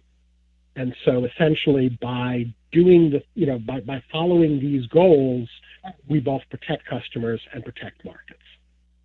And on that last point on confidence in the markets, that's just not necessarily in boosterism, but to the extent that people have confidence that their positions will be protected in the event of a bankruptcy of an FCM, for example, that will presumably avoid runs on the system and people heading for the hills when they say, uh-oh, I'm wondering about either my counterparty or my clearing firm. They don't take preemptive action and start liquidating, and then other people get scared and they liquidate, and we have what used to be called a panic, basically, or runs on the bank, essentially. So that confidence helps avoid that type of systemic crisis, correct? Indeed. So let me go to some specific examples, and I think these are illustrative. We're not doing this because the bankruptcy current code and provisions are broken in any respect, are we? No, I mean, I think things have worked very well in the past. What we're doing really is updating them, and in bankruptcy, we want to minimize ambiguity. And so while we've been successful in, freely interpreting certain things in the past, it's a lot better to have them certain. As I've often said, my nightmare is, if we are actually trying to do a transfer and someone objects and the judge says, well, that raises some interesting issues. Let's set up a briefing schedule, which means, of course, that the transfer can't happen. And so by updating these rules and by clarifying them, we are essentially sort of locking in the success of the past and hopefully enhancing the likelihood of success in the future. Great. So let me look at let's just quickly look at a few of the ones that you mentioned. And one recent one, not most recent, but one recent one that pops into mind is Lehman Brothers. Of course, Lehman really, the bankruptcy or the bankruptcy of Lehman really was there were a number of events, obviously, that triggered the financial crisis in 2008, but the bankruptcy of Lehman really was a major event that almost froze the markets overnight and really was the apex, I think, of that 2008 crisis. But Lehman bankruptcy and what did that was not in the cleared space or not in their respect as an FCM. Is that correct? Oh, indeed. I mean, basically, the bankruptcy of Lehman from the perspective of the derivatives industry worked very, very well indeed in that their positions at the clearinghouses, their house positions were liquidated, at least at the U.S. DCOs, within margin, and essentially the Lehman, because they were able to arrange a transfer and because all of the funds in SEG were there, essentially they went into a SIPA proceeding at around 2:30 on a Friday afternoon. The transfer was approved by Judge Peck at 1 a.m. Saturday morning, and essentially, aside from a few, hiccups, which inevitably there were and will be, the customers were able to have all of their positions and all of their funds once the markets opened, Sunday afternoon and Monday morning. And so in that case, we were able to achieve, customers got what they were entitled to, which is all of their funds at all times. So if you had commodity interest as defined then at the time with Lehman, from Friday to Monday, you got basically everything was preserved and transferred in that time over that weekend. Is that what I understand? Yeah, I mean, again, there were a few hiccups, but putting aside that, essentially you just had people answering the phone on Monday said, instead of Lehman, you got Barclays, but essentially everything worked, seamlessly. And if it wasn't a commodity interest, if you were just a general creditor or for Lehman, you had to wait 10 years and over $1 billion in fees later, people got some money essentially. And the rest of that proceeding was a nightmare, correct? Oh yeah, I mean there were, I honestly don't know exactly when distributions happened, but yes, it did indeed take, that whole bankruptcy took a very, very long time. And I do believe, the administrative expenses, including both, attorneys' fees and especially accounting and bookkeeping and just all of that stuff. The figure I've heard is something on the order of $5 billion for that very, very complex bankruptcy. And I remember very vividly the weekend where you were you and former chairman Gary Gensler were on the phone with MS Global trying to preserve their assets over that weekend, and then the declaration of MS Global bankruptcy, I believe it was Monday morning at the opening of the SIPC proceeding. And we deputized you to go into court, I believe, either that afternoon or the next day on MS Global. I remember those events very vividly. How much did customers eventually get back in the MS Global proceeding? And so in the opening, literally the opening days, they got back 60%. In a couple of weeks and 2 months or so later, they were up to 72. Customer claims in MF Global were ultimately paid off at 100 cents on the dollar. Now, again, I emphasize what customers are entitled to is all of their money at all times. And so they did not get what they were entitled to. But for a bankruptcy, getting that much money that quickly and getting all of it in the fullness of time is very good.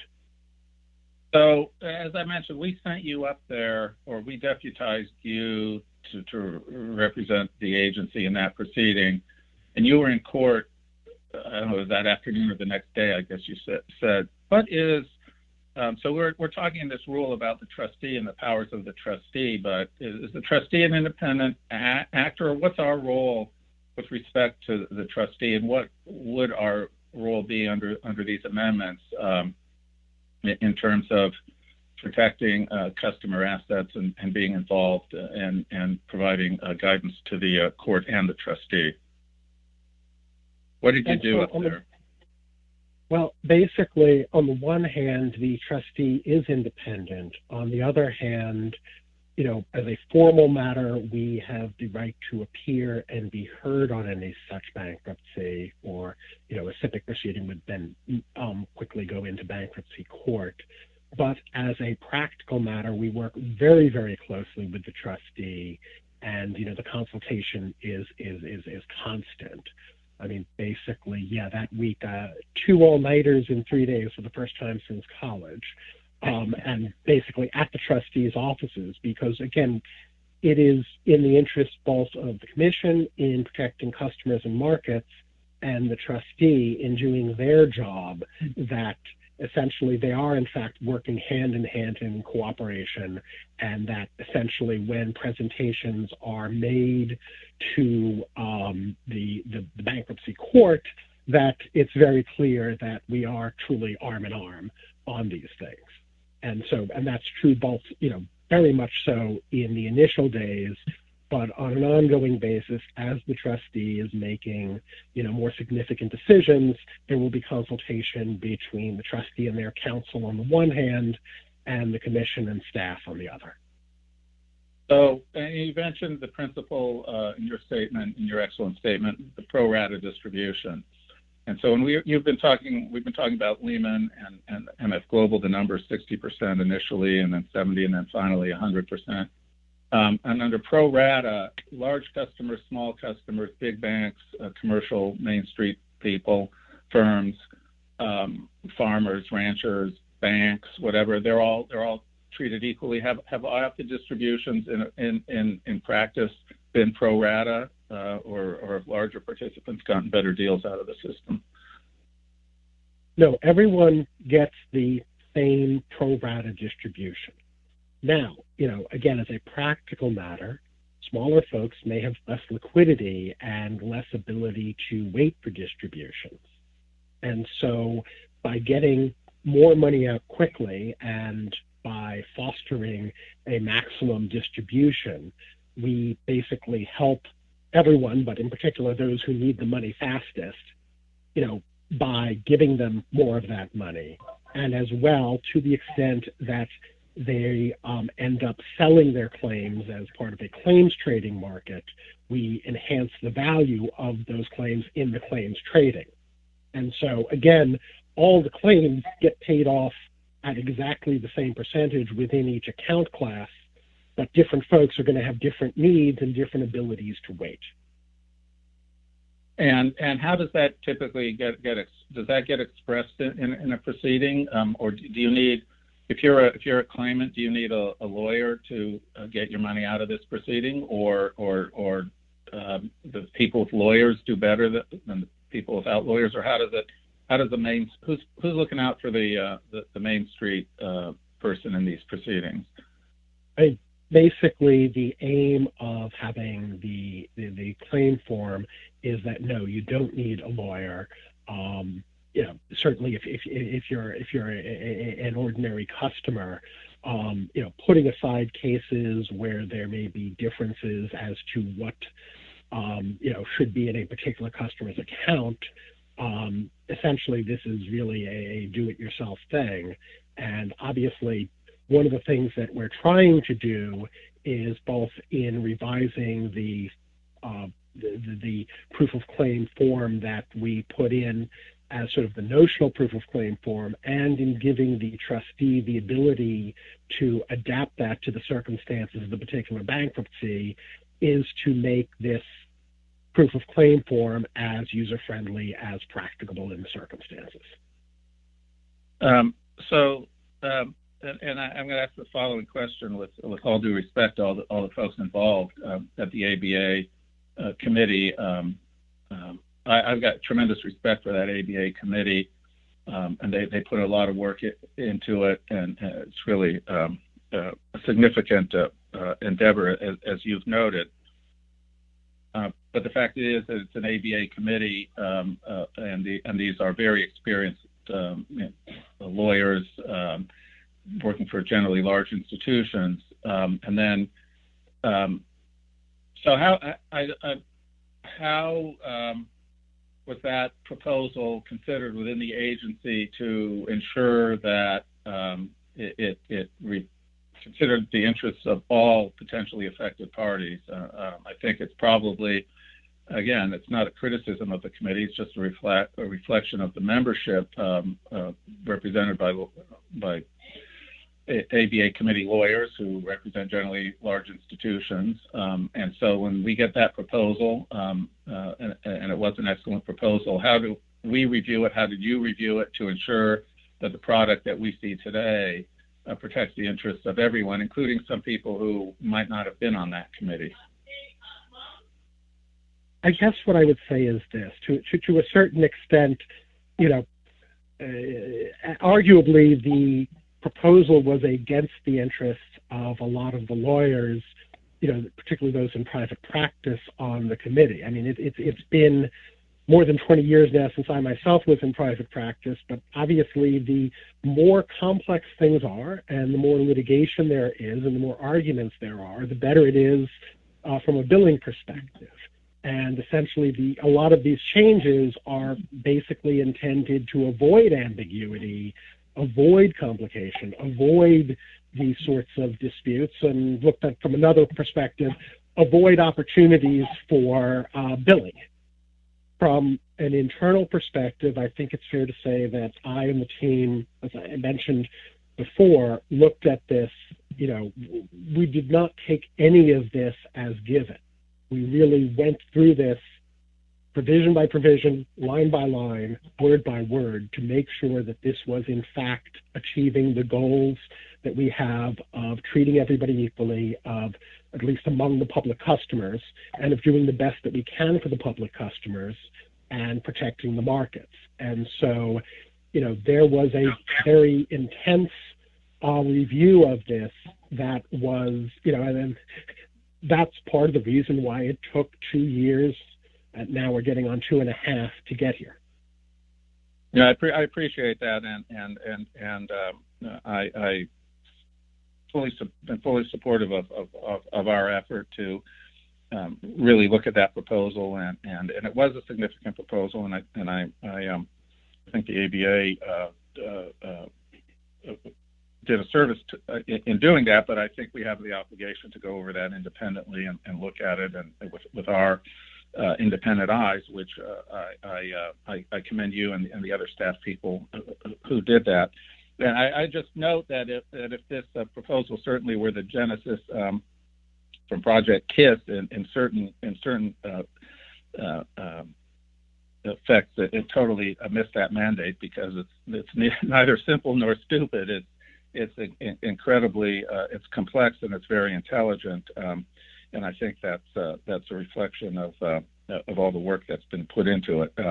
So I'm supportive of the proposal for a number of the reasons that have been already discussed. It's a needed update to these regulations. These bankruptcy protections, the code and the regulations are really two purposes. One is customer protection, and the other is to avoid systemic risks.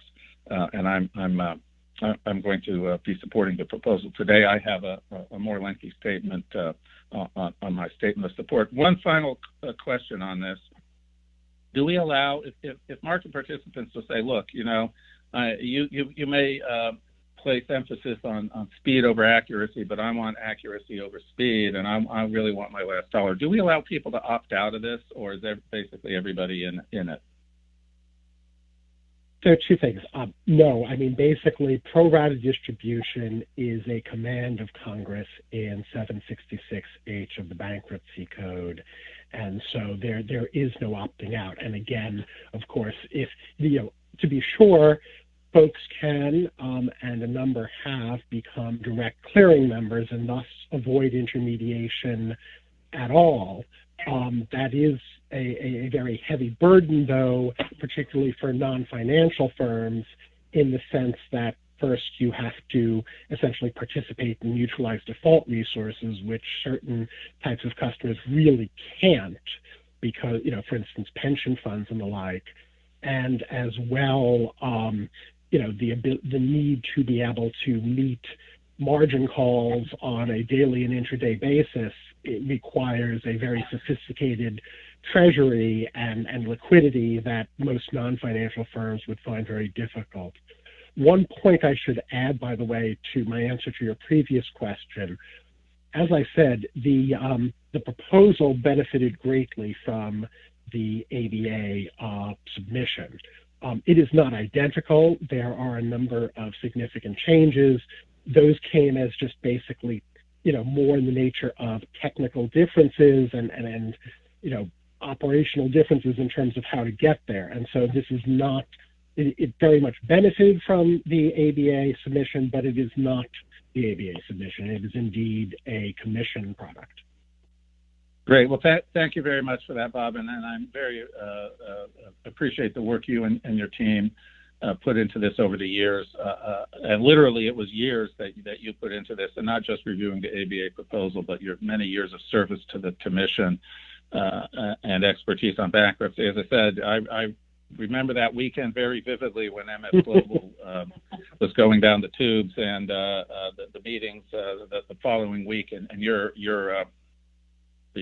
going up to the court in New York immediately after that. So you've been clearly a great asset to the commission, and I also do want to express my appreciation to the ABA for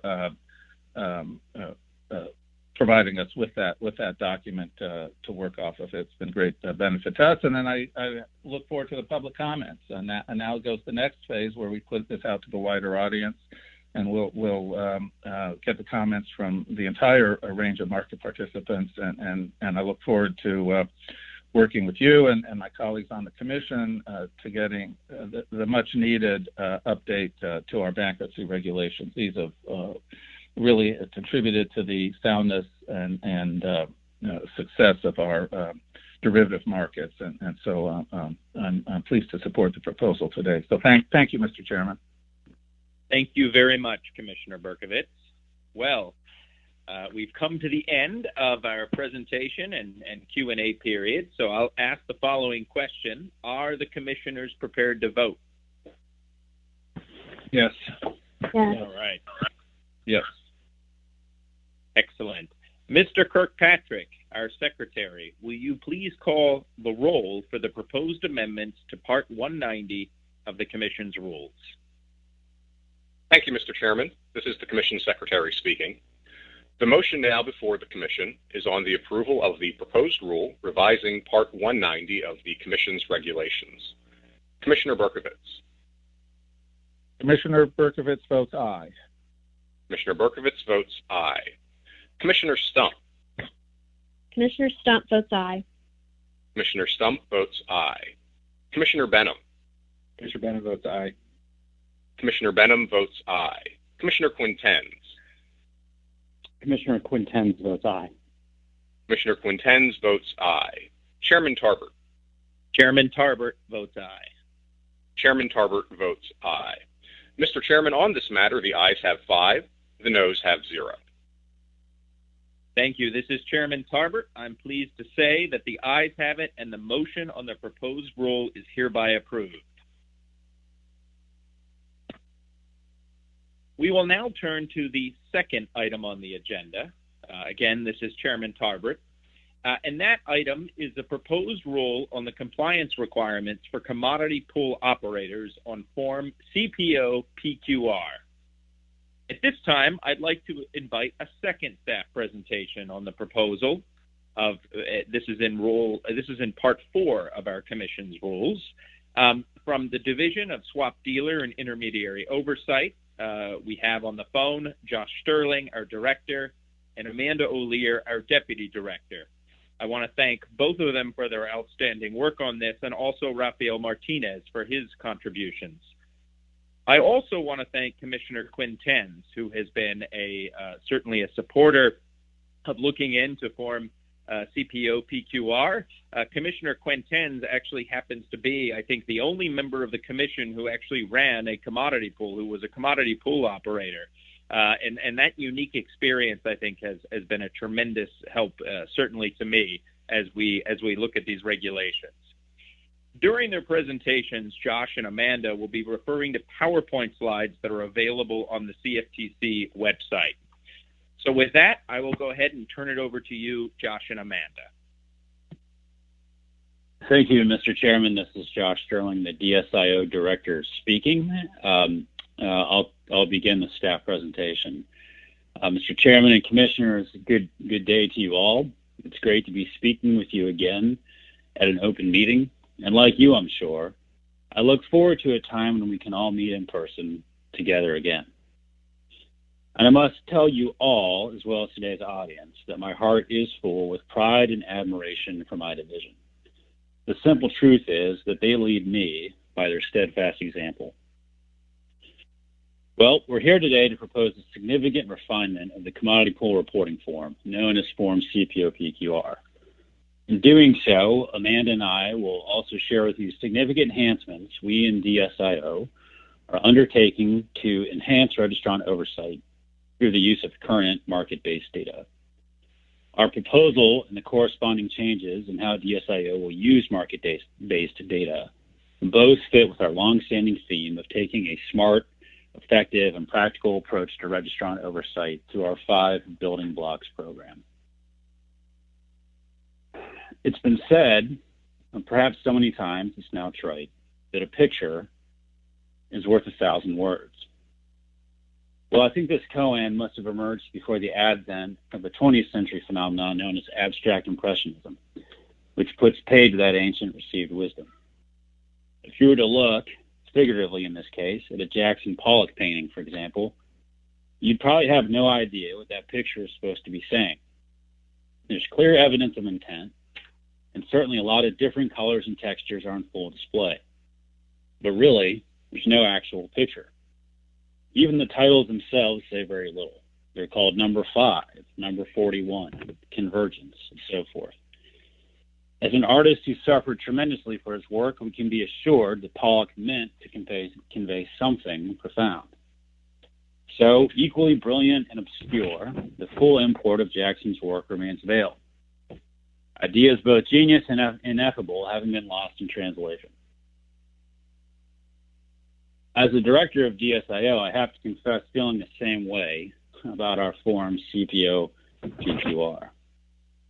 Like a Pollock canvas, the form contains much but conveys considerably less than a full picture. Here, however, the failure is one of design rather than obscurity of purpose. This design failure can be measured by the output. That is, we can certainly see which pool reports what information, but we really don't understand what the CPO is trying to tell us about itself as the controller of an account that takes positions in our markets. Nor do I think the form and the efforts registered firms undertake to complete it quarterly in many cases can be sustained by what some call the regulator's ragu principle. The idea being, just like that great staple of the American dinner table, because the form is so detailed, quote, it's in there, most definitely. So let's just keep using it. Well, a vague antecedent is fine for mass marketing spaghetti sauce, but it makes a poor governing thesis for regulatory reporting. So whether or not it is in there, I can say with absolute conviction, the form CPO-PQR is quite like a Pollock painting in its effect. Large and messy, requiring considerable effort to produce, yet resulting in a canvas that coheres into no clear picture, and countless hours spent by the beholder, our staff in this case, pondering what it is all supposed to mean. With these now exhausted metaphors as prologue, I will share with you key observations about my division's experience with the form. First, CPO-PQR reporting is not suited for the CFTC's critical role as a market regulator. The degree of pool-specific insight it affords might create a sense of certainty. That is, by having the ability to know what's going on in each pool, we thus understand what's going on in each CPO. And to illustrate the complexity of the form and the volume of information at hand, I would ask the Secretariat to please put on display our slides and pull up in particular slide 1. If that's not possible, I will simply convey for the benefit of the listening audience that when you total it up, the number of questions, the number of pools involved, and how often they file, quarterly or annually, you're looking at well over 500,000 responses we get to the 155 questions on the form. So the degree of data is reported is indeed significant.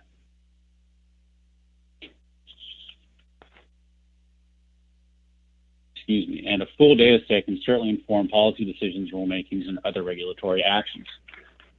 Yet paradoxically, even though we're getting over 500,000 responses on the form every year, we would actually need even more pool-specific information if we really wanted to understand how CPOs affect our markets by taking the proverbial bottom-up perspective that the form uses. More to the point, we need at least a detailed summary of the operating terms of the governing document for each pool, along with a clear explanation of the pool's strategy and risk limits. And that's to say nothing of side letter terms that can bear on things like investment exposure, redemption, and other key operational matters in the life of a fund. Plainly, these additional steps, which I do not endorse, to be clear, would go well beyond the private fund reporting that Congress mandated in sections 404 and 406 of the Dodd-Frank Act, reporting that is actually captured by Form PF, our joint reporting form with the SEC. So, like all paradoxes, there's a greater truth to be revealed here, and it's simply this. We do not need all the data currently reported on Form CPO-PQR to understand how CPOs transmit liquidity and therefore necessarily risk in our markets. As an agency, we have market-based data available to help us understand how CPOs can affect our markets. We in DSIO are well on our way to taking this approach while the proposal undergoes public review and comment. This better approach focuses directly on the control of investment decisions in our markets, rather than some aggregate of how individual portfolios and their constituent pieces interact with each other. Or more precisely, how all that would have worked some months ago at a pool level, since PQR data are aged by a couple months when they arrive at our doorstep. And that's several lifetimes ago in market terms. We in DSIO see no need to wait on aged data before we can start to understand how CPOs affect markets that the agency as a whole regulates. We can do a better job of oversight by using risk monitoring tools that do rely on existing, more centralized data streams about market activity. It appears we're having a bit of a technical issue and an otherwise flawless setup for today's open meeting by phone and WebEx. So I will simply refer the commissioners in the audience to the slides on the homepage or the web page at the CFTC, to indicate what's articulated in our last two slides very quickly. Essentially, at the agency, we have access to two very important buckets of data: swaps data from the swap data repositories, as well as information for futures and options, cleared products coming from the exchanges. What we're working on and are committed to doing and the revised form will help us with by seeking legal entity identifier information, LEIs, will be to pull in this trade data in a way that's identified to specific market participants, including our registrants that are CPOs, CTAs, FCMs, and dealers. And once you tie market transaction information under the auspices of our division to the actual registrants, you'll begin to understand investment decision-making and investment positions in a more dynamic way with much more current information than would be available from the PQR form. You can understand the transmission of risk, and this will be the third slide on the website, both in a cleared context, going from a CPO, CTA as a decision maker controlling accounts, through an FCM into a clearinghouse, and certainly bilaterally from a CPO to a swap dealer in the case of a swap contract. So I think that ability to focus on interconnections with market data is altogether the right approach that I would recommend the agency take, and indeed it has taken. And I should thank in that regard the efforts of Commissioner Stomp with her data initiative in sort of spurring our thinking about how we can make better use of the data we already have. So having articulated just a little bit, and it's in the slides, of what we propose to do alongside the proposal, and they are separate, I do know that there still is value in collecting more focused census-style information from CPOs on a quarterly basis, much like the National Futures Association, or NFA, does. That will help us augment our focus on the position information, the transaction information at the CPO level as the controller of accounts. So to address how the proposal will take this more targeted approach with a streamlined form, I will now turn the presentation over to Deputy Director Amanda O'Leary. Thank you, Josh. Can everyone hear me okay? Loud and clear. All right, excellent. Good afternoon, Mr. Chairman and Commissioners. I would like to, before I get into the substantive part of my presentation, take the opportunity to thank the numerous colleagues who have made significant contributions to the document in front of you today. From the Division of Swap Dealer and Intermediary Oversight, I would like to thank Chang Jung, Michael Erstein, Rafael Martinez, Owen Copon, and Elise Brintel. From the Office of the General Counsel, I would like to thank Dan Davis, Carlene Kim, Paul Schlichting, Leanne Duffy, and Clark Ogilvie. From the Office of the Chief Economist, Scott Mixon and Gloria Clement. And staff at the commission level, Lucy Hines, Dan Buxa, Margot Bailey, Laura Gardy, and Matt Dagler. Okay, so now turning to the substantive part of my presentation, the proposal under consideration today is comprised of amendments to Regulation 427 and Form CPO-PQR, which is the data collection form required to be filed by registered commodity pool operators, or CPOs. Specifically, the proposal would eliminate the pool-specific reporting requirements in existing Schedules B and C of Form CPO-PQR, other than the pool schedule of investments, and amend the information in existing Schedule A of the form to request legal entity identifiers, or LEIs, for CPOs and their operated pools that have them, and to eliminate questions regarding pool auditors and marketers. All CPOs would be required to file the resulting revised Form CPO-PQR quarterly, but would also be allowed to file NFA Form PQR, which is a comparable form required by the National Futures Association, in lieu of filing the revised Form CPO-PQR. Relatedly, under the proposal, Form PF would no longer be accepted in lieu of the revised Form CPO-PQR, as those portions of the current Form CPO-PQR, namely Schedules B and C, which are most similar to Form PF, are proposed to be eliminated. The amendments being considered today would collectively result in a revised Form CPO-PQR comprised primarily of the information solicited in current Schedule A, with some minor amendments, plus the pool schedule of investments that's currently set forth in Schedule B. Because Schedules B and C would otherwise be rescinded in their entirety, there would no longer be, quote, schedules as part of the revised form, and all CPOs would file the same form on a quarterly basis. Staff is recommending 3 substantive changes to the information collected in what is currently Schedule A of Form CPO-PQR. The proposal would add questions soliciting the LEIs from CPOs and their operated pools that have them currently to better integrate the information received from CPOs with the other swaps data collected by the Commission. The proposal would also eliminate questions regarding the auditors and marketers for a CPO's operated pools because staff believes that there are other sources for that information that are more readily available through other Commission regulations. As noted previously, assuming that MFA revises its Form PQR to be substantively identical to the revised Form CPO PQR under consideration today, staff is recommending that the Commission propose to allow CPOs to file NFA's Form PQR in lieu of the revised Form CPO PQR to avoid duplication. Staff believes that the proposed changes would result in a more streamlined and focused data collection regarding CPOs and their operated pools that would be better designed to be utilized in conjunction with the other data streams that the Commission and its staff have developed over the 7 years since the adoption of Form CPO PQR. Therefore, staff recommends that the Commission approve the proposed amendments to Regulation 427 and Form CPO PQR under consideration today. Thank you for your attention, and we're happy to take any questions. This is Chairman Tarbert. Thank you so much, Josh and Amanda, for those excellent presentations. To begin the Commission's discussion and consideration of this rulemaking, I'll now entertain a motion to approve the proposed rules amending Part 4. So moved. Second. Thank you very much. I'd now like to open the floor for commissioners to give statements and ask questions in order of seniority, so I will go ahead and start. First of all, I'm obviously going to support this proposal. I think it's very well thought out.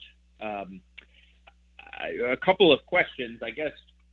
Was the CFTC required by statute to adopt Form CPO PQR?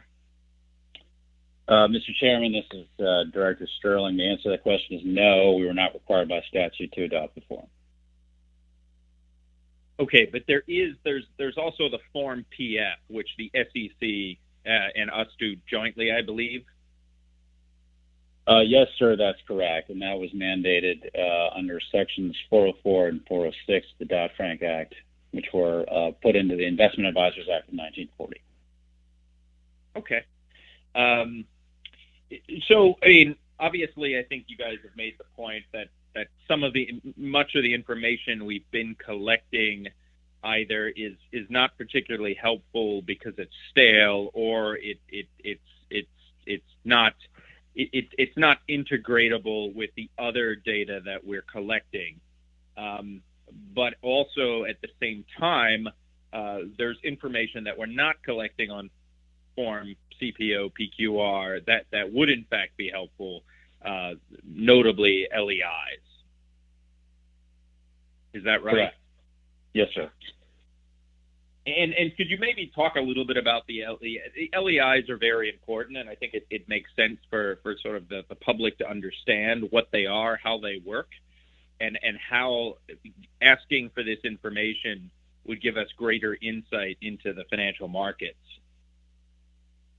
Yes, absolutely. So this is again Director Sterling speaking. The legal entity identifiers are required or necessary, I should say, for swap data reporting, and firms that enter into swaps certainly do have to have legal entity identifiers so that they can be associated with a particular transaction. So previously, the form, which collected information from commodity pool operators and by extension their pools, did not include a requirement to insert the LEI.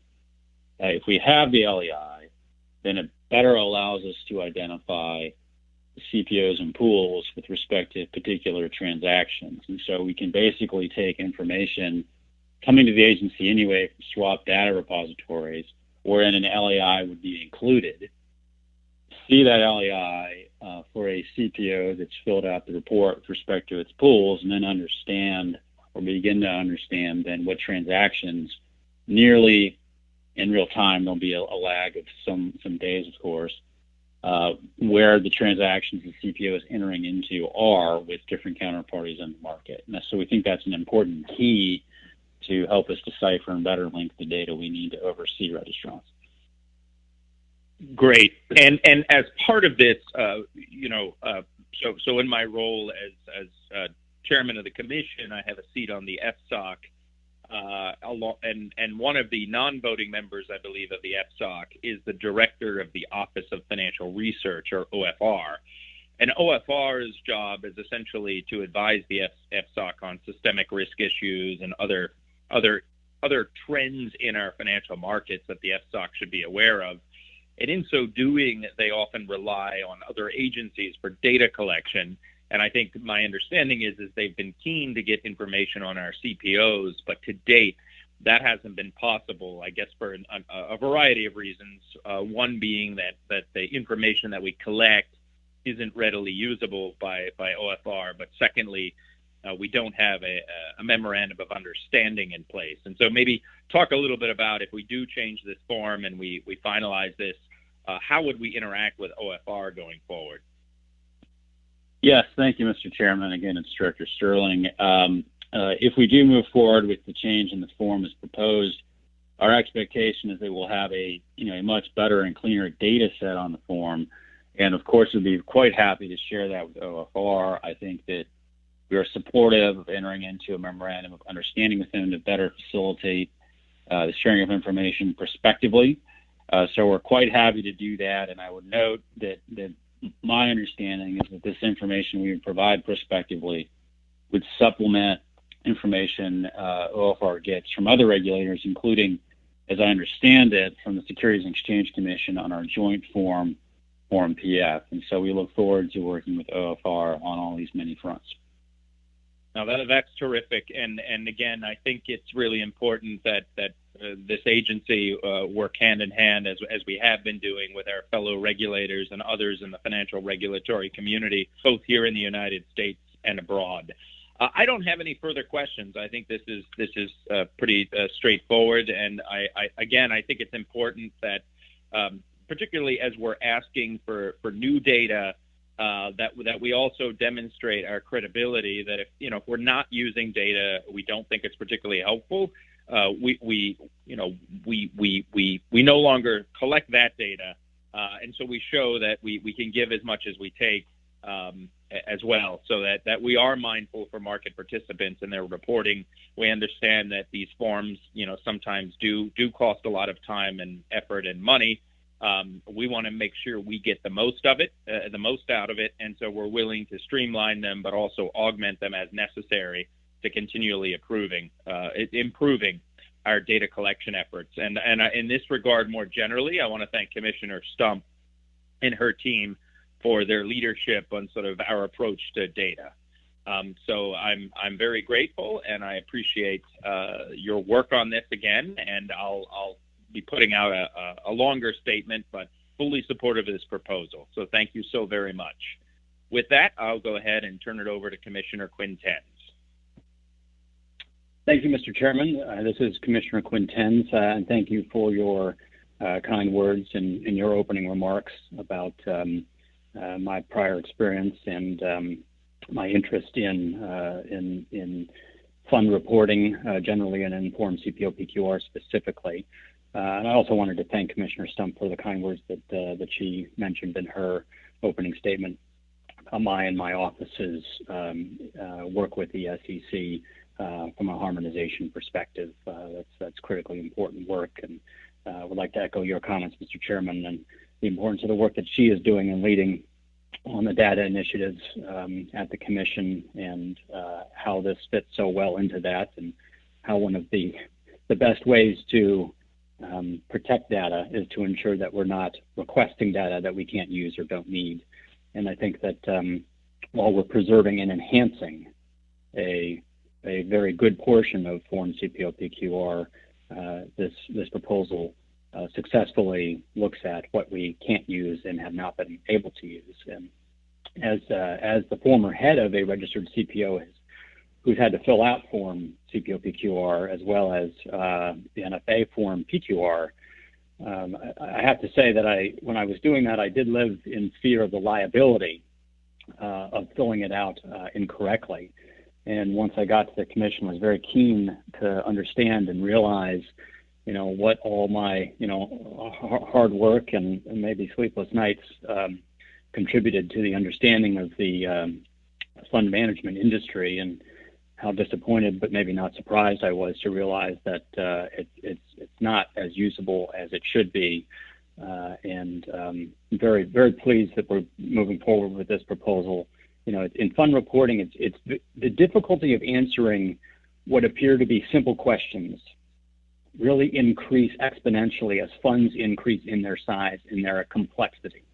So while it may seem as though a question is simple, you know, there are teams of lawyers at large and complex funds that have to go through and understand what the best way to answer some of these questions may be, and they're all going to come up with different answers. And so it's just no surprise to me that a lot of this information has not been able to be aggregated across the industry. And I think we need to have a high bar from both the usability and the aggregation of that data in terms of requesting it. So I'd like to congratulate DSIO for bringing this forward. And I would just quickly like to ask for the indulgence of my fellow commissioners and the chairman with a little extra time for my questions, given the the personal importance of this rulemaking to me and to my own set of experiences. So, Mr. Chairman, you had already discussed the fact that Form CPO-PQR was not required by statute. This was not done as a Dodd-Frank rulemaking, so it is completely outside of the requirements from that statute. But I guess I would like to build on some of the points you made, Mr. Chairman, by focusing on, again, the usability of the data. Many of the questions in the current Form CPO-PQR, especially in Schedules B and C, which the Commission is here proposing to eliminate almost in their entirety, with the exception of the Schedule of Investments in Schedule B. A lot of those questions are impossible to aggregate across CPOs, and I'd like to just read a line from the proposal.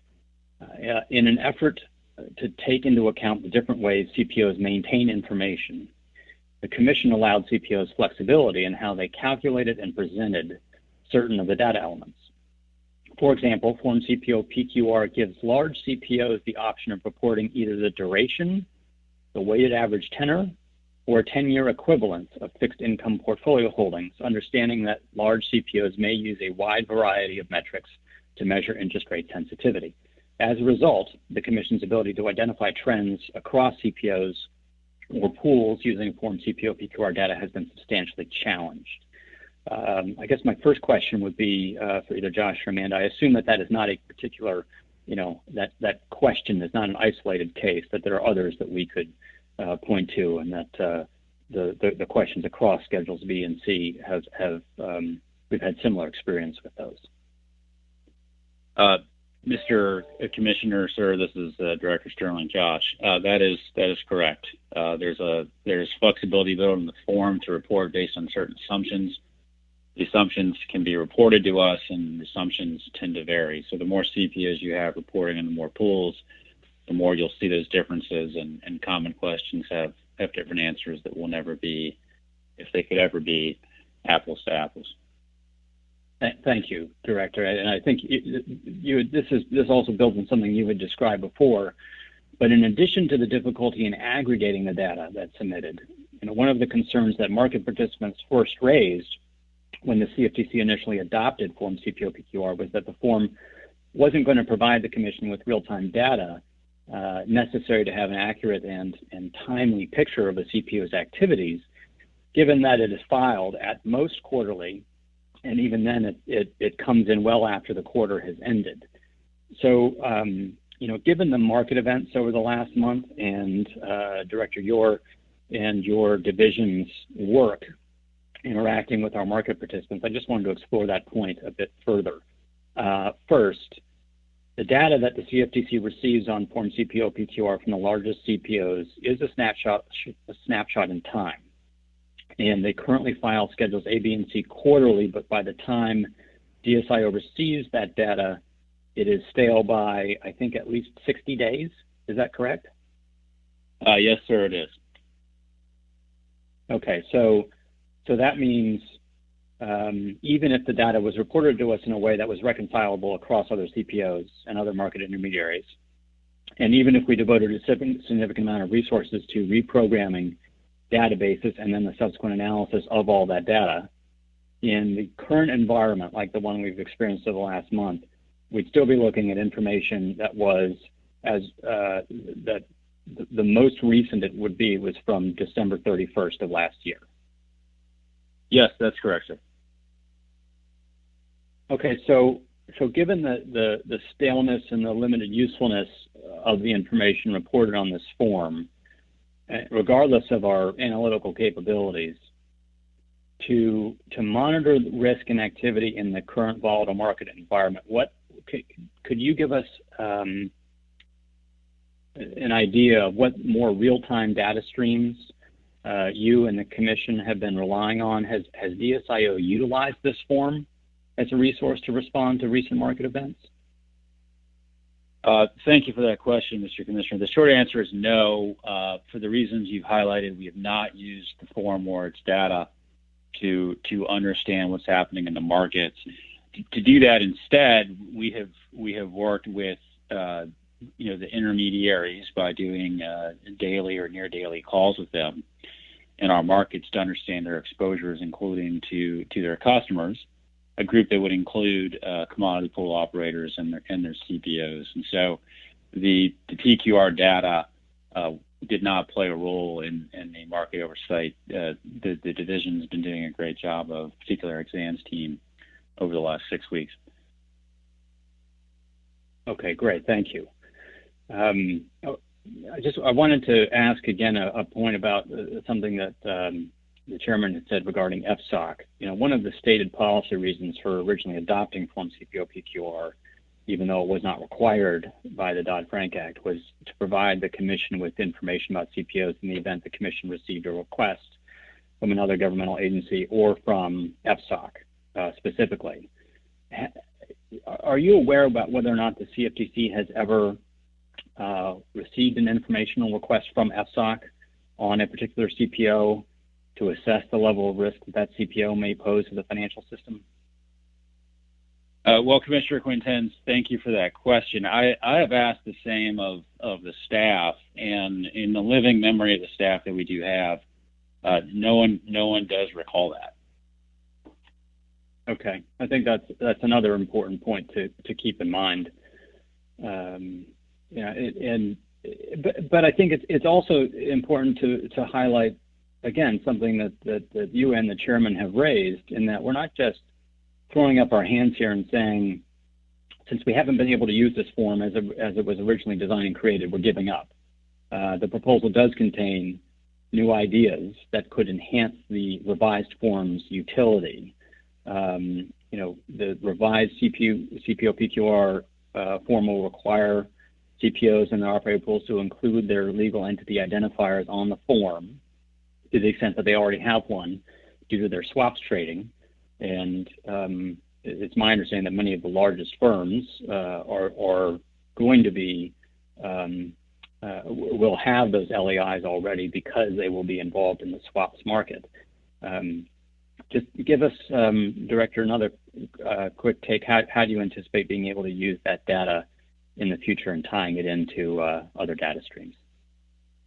Yes, absolutely. Thank you for that question. I think that including LEIs in the form will allow us to make better use of data we already have. It's really a leveraging effect. So the SDR data will identify trade participants, that swap data repository, will identify trade participants by their LEIs. And so what I envision, and indeed what our registration and compliance and risk analysis teams are working on in the division, will be a system by which we're able to take swap trading data from the SDRs associated with specific CPOs and pools. And if you think about it, the CPO is really the decision maker, if you will, per se, for positions put on by the funds that they oversee. And so we'll be able to understand then from that data what transactions and what the exposures are and what the flows are between a given CPO or group of CPOs and particular dealers. And we can look at class of swap. We can look at other ways of slicing that transaction information to understand where liquidity is being transmitted and where, as a result, risks might be flowing. And that will greatly enhance our oversight of the registrant population. That's great. Thank you.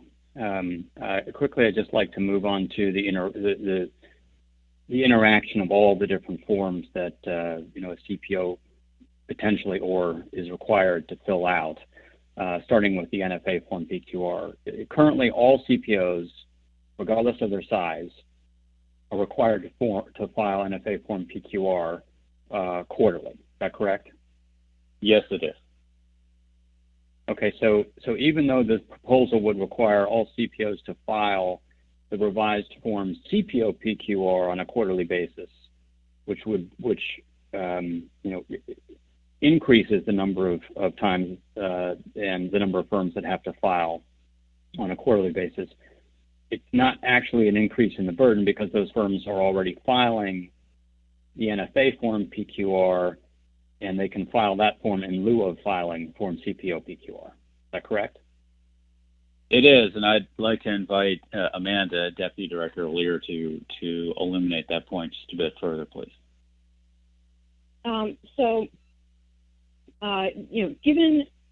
Given that all CPOs are NFA members, they have to file on a quarterly basis, and assuming that NFA makes the changes to their form to align with our form, we don't expect any CPO to actually experience any increase in filing burden, and we expect actually that this will result in a reduction of reporting burden.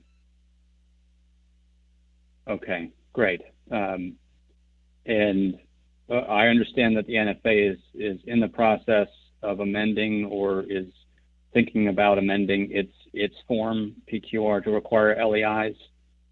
When and if that process is finalized, are there going to be any substantive differences between our form and the NFA form? No, there will be no substantive differences between our proposed revised form CPO PQR and NFA's form PQR as revised.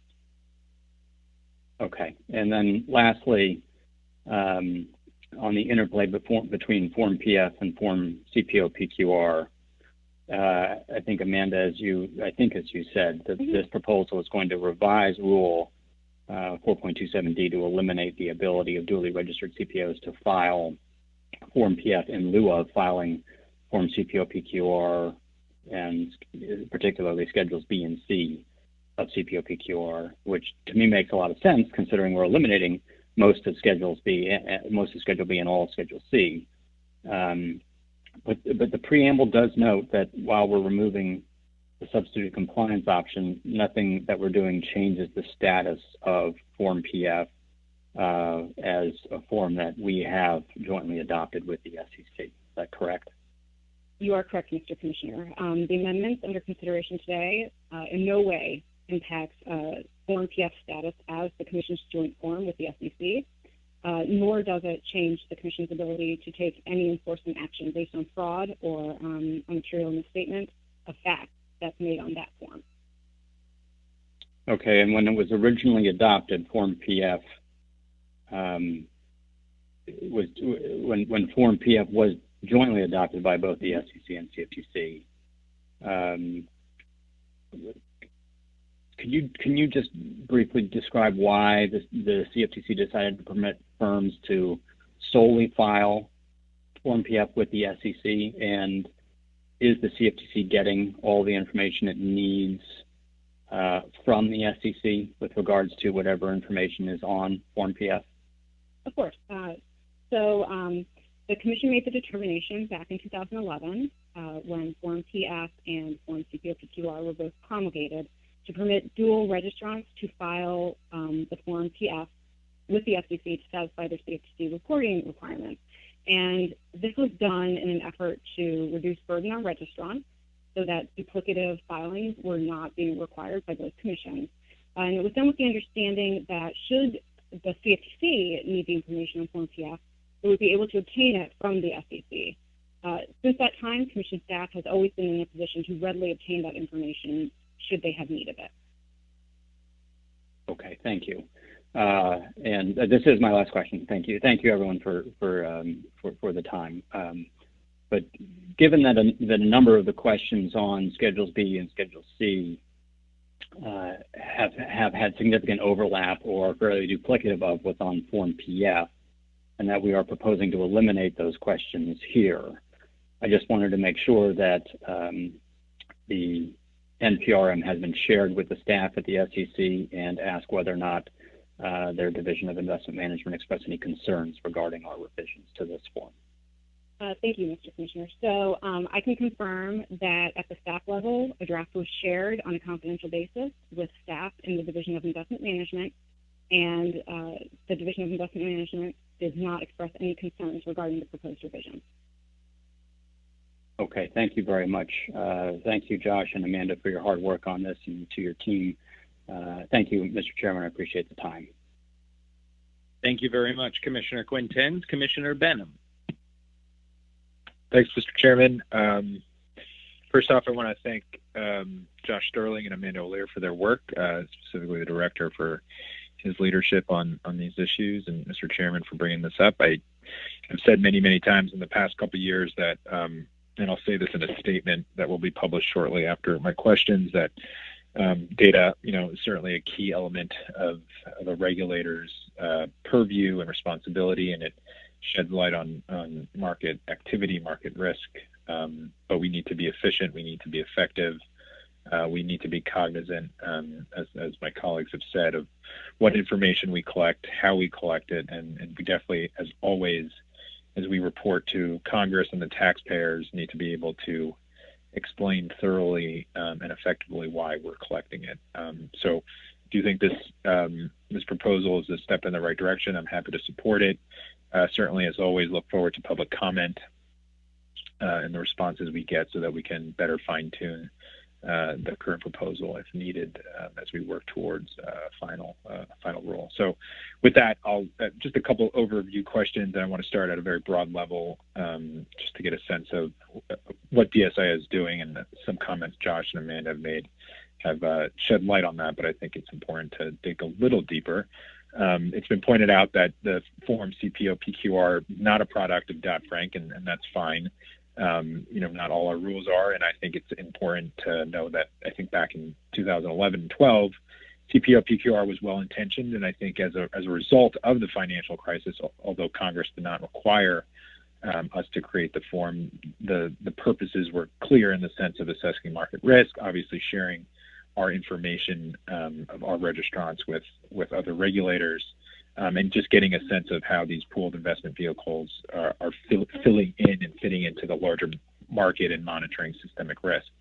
And I think, it certainly did not play out, I think, as planned and as intended, and that's why we're here today. I think that's why the director and Mr. Chairman, you want to fix this, and I think you have the support of the commission to do it. But I'd be interested, I think, from Josh's perspective, now that he's been at the commission for a bit and has a grasp of what the division is doing, and now this rule specifically, any sense of, what were the hurdles, what were the challenges? We get a sense of where your vision is for a better CPO-PQR form. But, the efforts that were made over the past few years from DSIO, the hurdles and challenges, as I said, and sort of what is being done in terms of systemic risk monitoring from a DSIO perspective, so that I think the public can get a sense that this is, in fact, an effort to better align our rules with congressional mandates, and it will allow you to do your job better and more effectively, protecting customers, overseeing the market, and also allowing the market to do its job in a more effective, less costly way. Yes, well, Commissioner Benham, thank you both for those remarks and the question. It is absolutely the right question to ask. I thank you for it. So I think that there were a number of technical challenges I came to understand with the manipulation or making use of the data that were coming in for the form. And those, for reasons beyond my expertise as an attorney anyway, not being an IT guru, were difficult to resolve. And I think the question I therefore asked as a predicate, instead of saying, well, let's dig in immediately dig in with the form we have and with the data we have and figure out how we can get the zeros and ones to all be arrayed properly was, what are we really trying to understand from a broader market risk or broader systemic risk perspective? And the way I've always thought about it is, a commodity pool operator is an asset manager, and it sits atop large accounts of funds that are invested in various instruments or trade different instruments like derivatives. And so what I would really like to understand is the direction of those decisions. And if I want to understand the directions of the decisions, I need to understand what the CPO is doing. I need to understand less specifically what's going on inside the fund, qua the fund.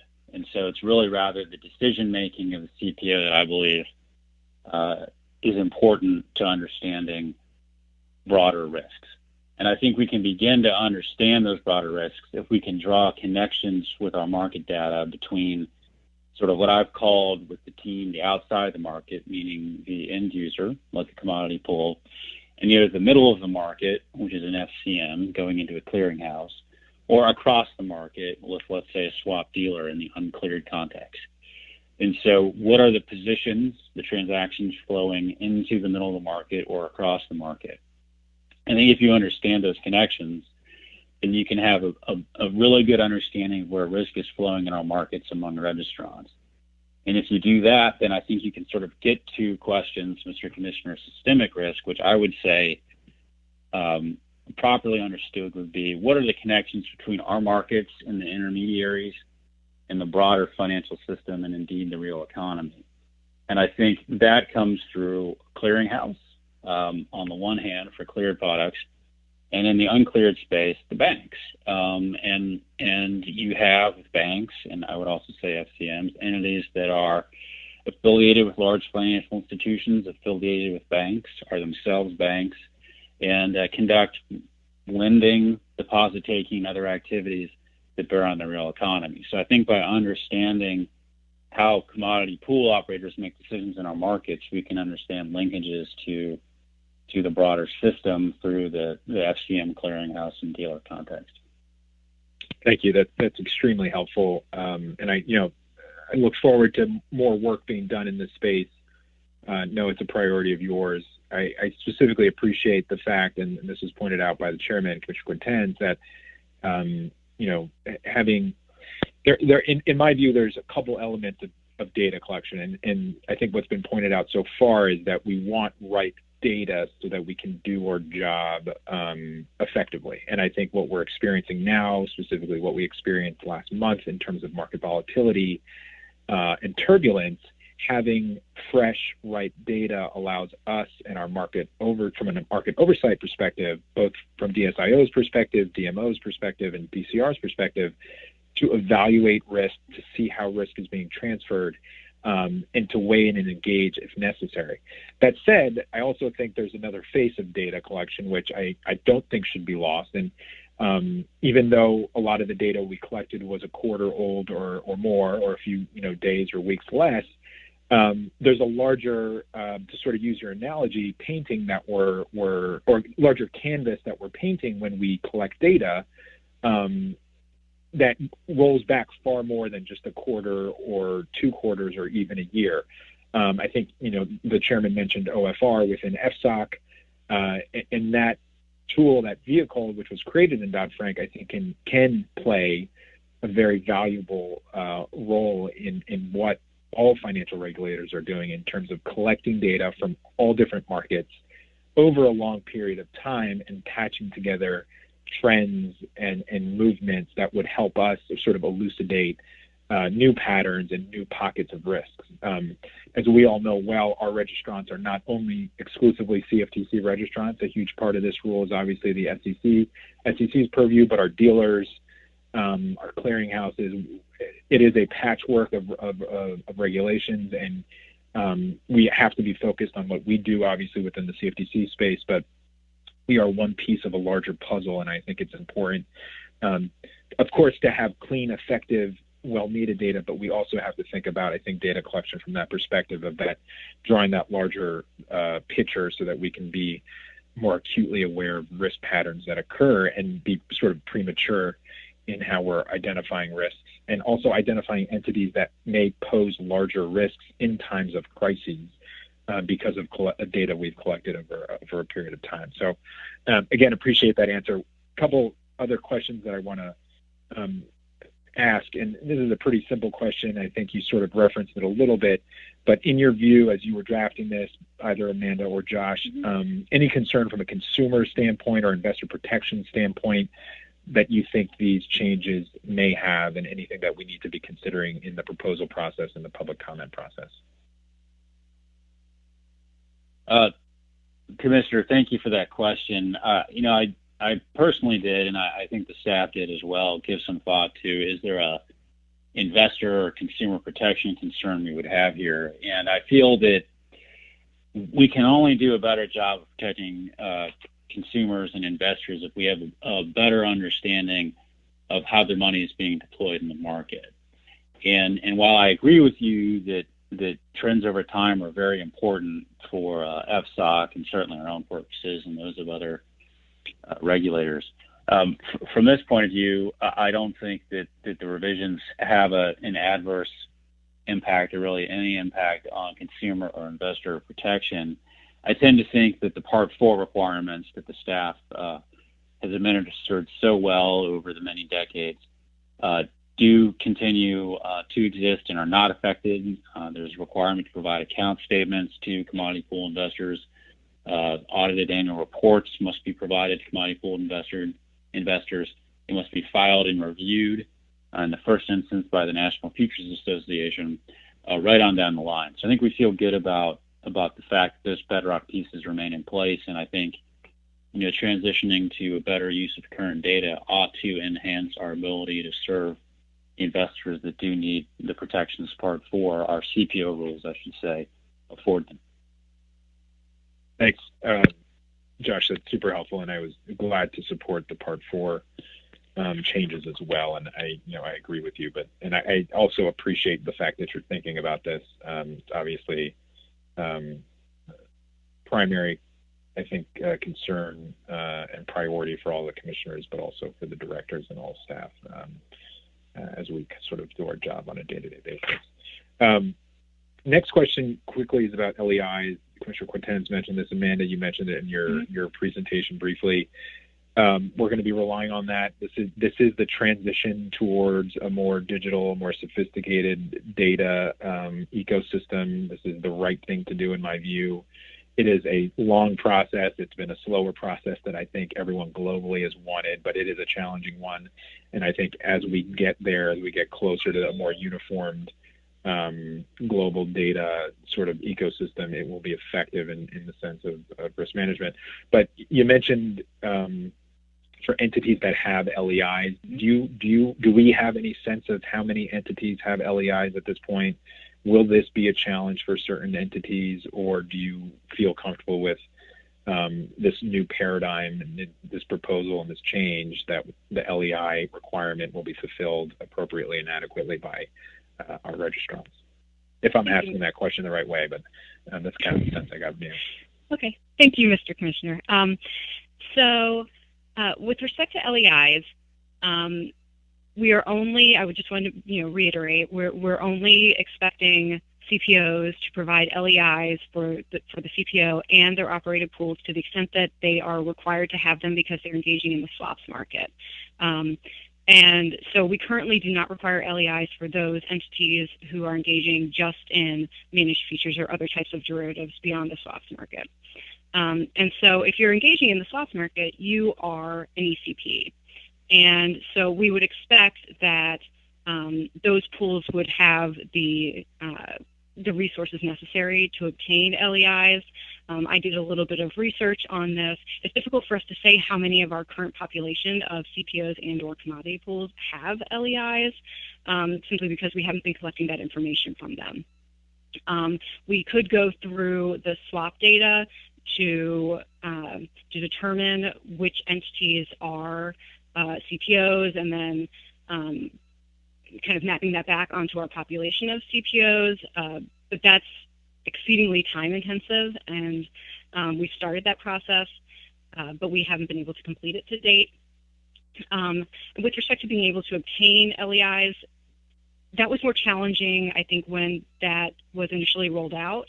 But now, they should be readily available to entities who are going to be engaging in swaps. So we don't foresee any significant challenges on that front. Thank you. That's extremely helpful. Second to last question here. Josh, you and your team have been very busy with no action relief and deserve credit for that in the past month, given the market turbulence.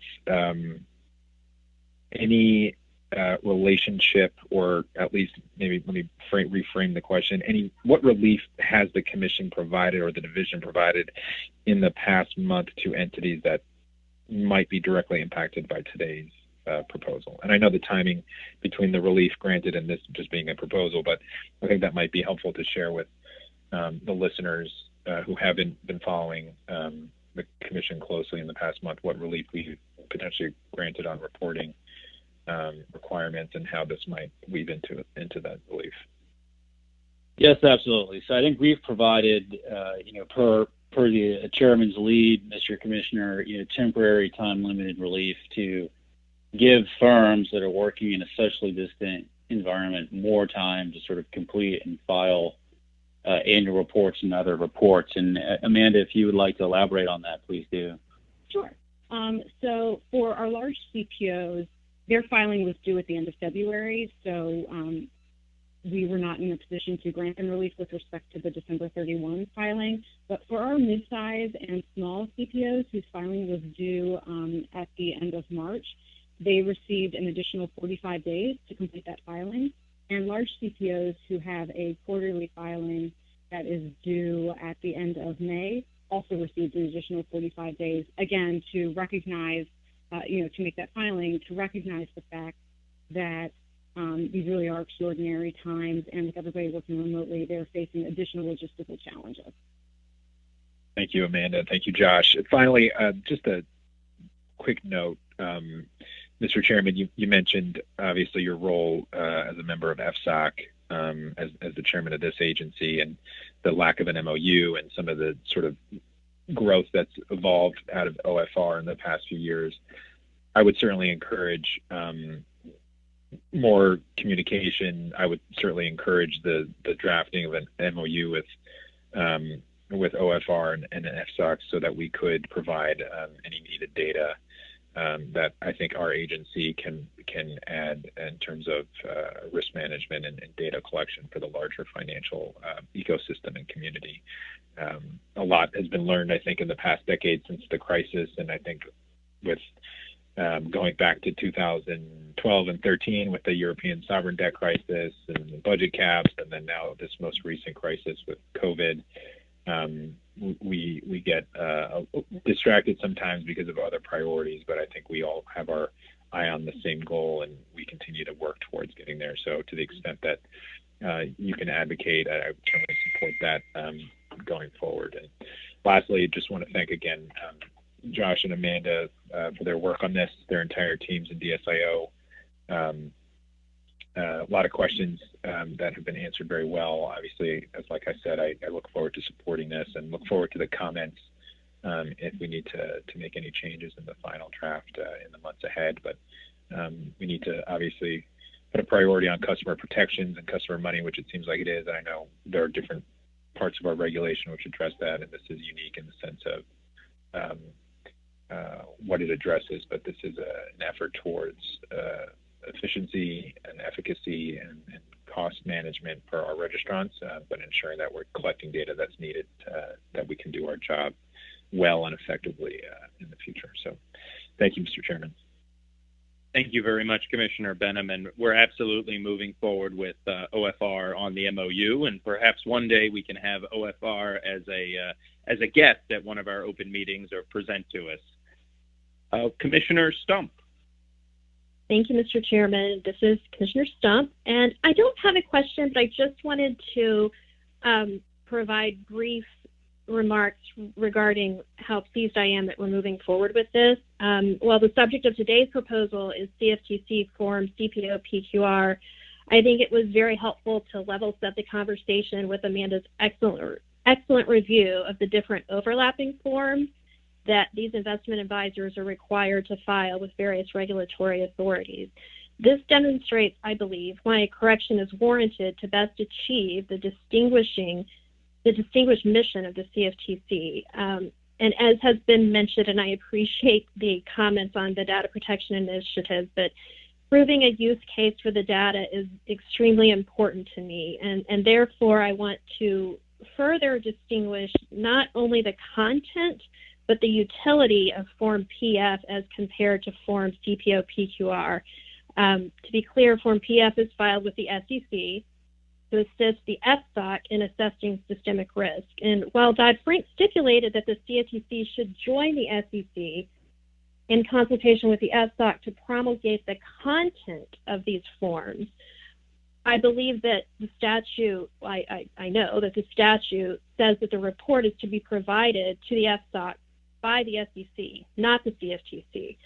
So I say all of that just to sort of level set why I think it is important that we have developed a more tailored form to help us do our job. And I think that CPO-PQR is we've determined that the use case for CPO-PQR is to achieve a more well-defined purpose of increasing transparency of CPO activities and investment trends in the specific markets we are tasked with regulating.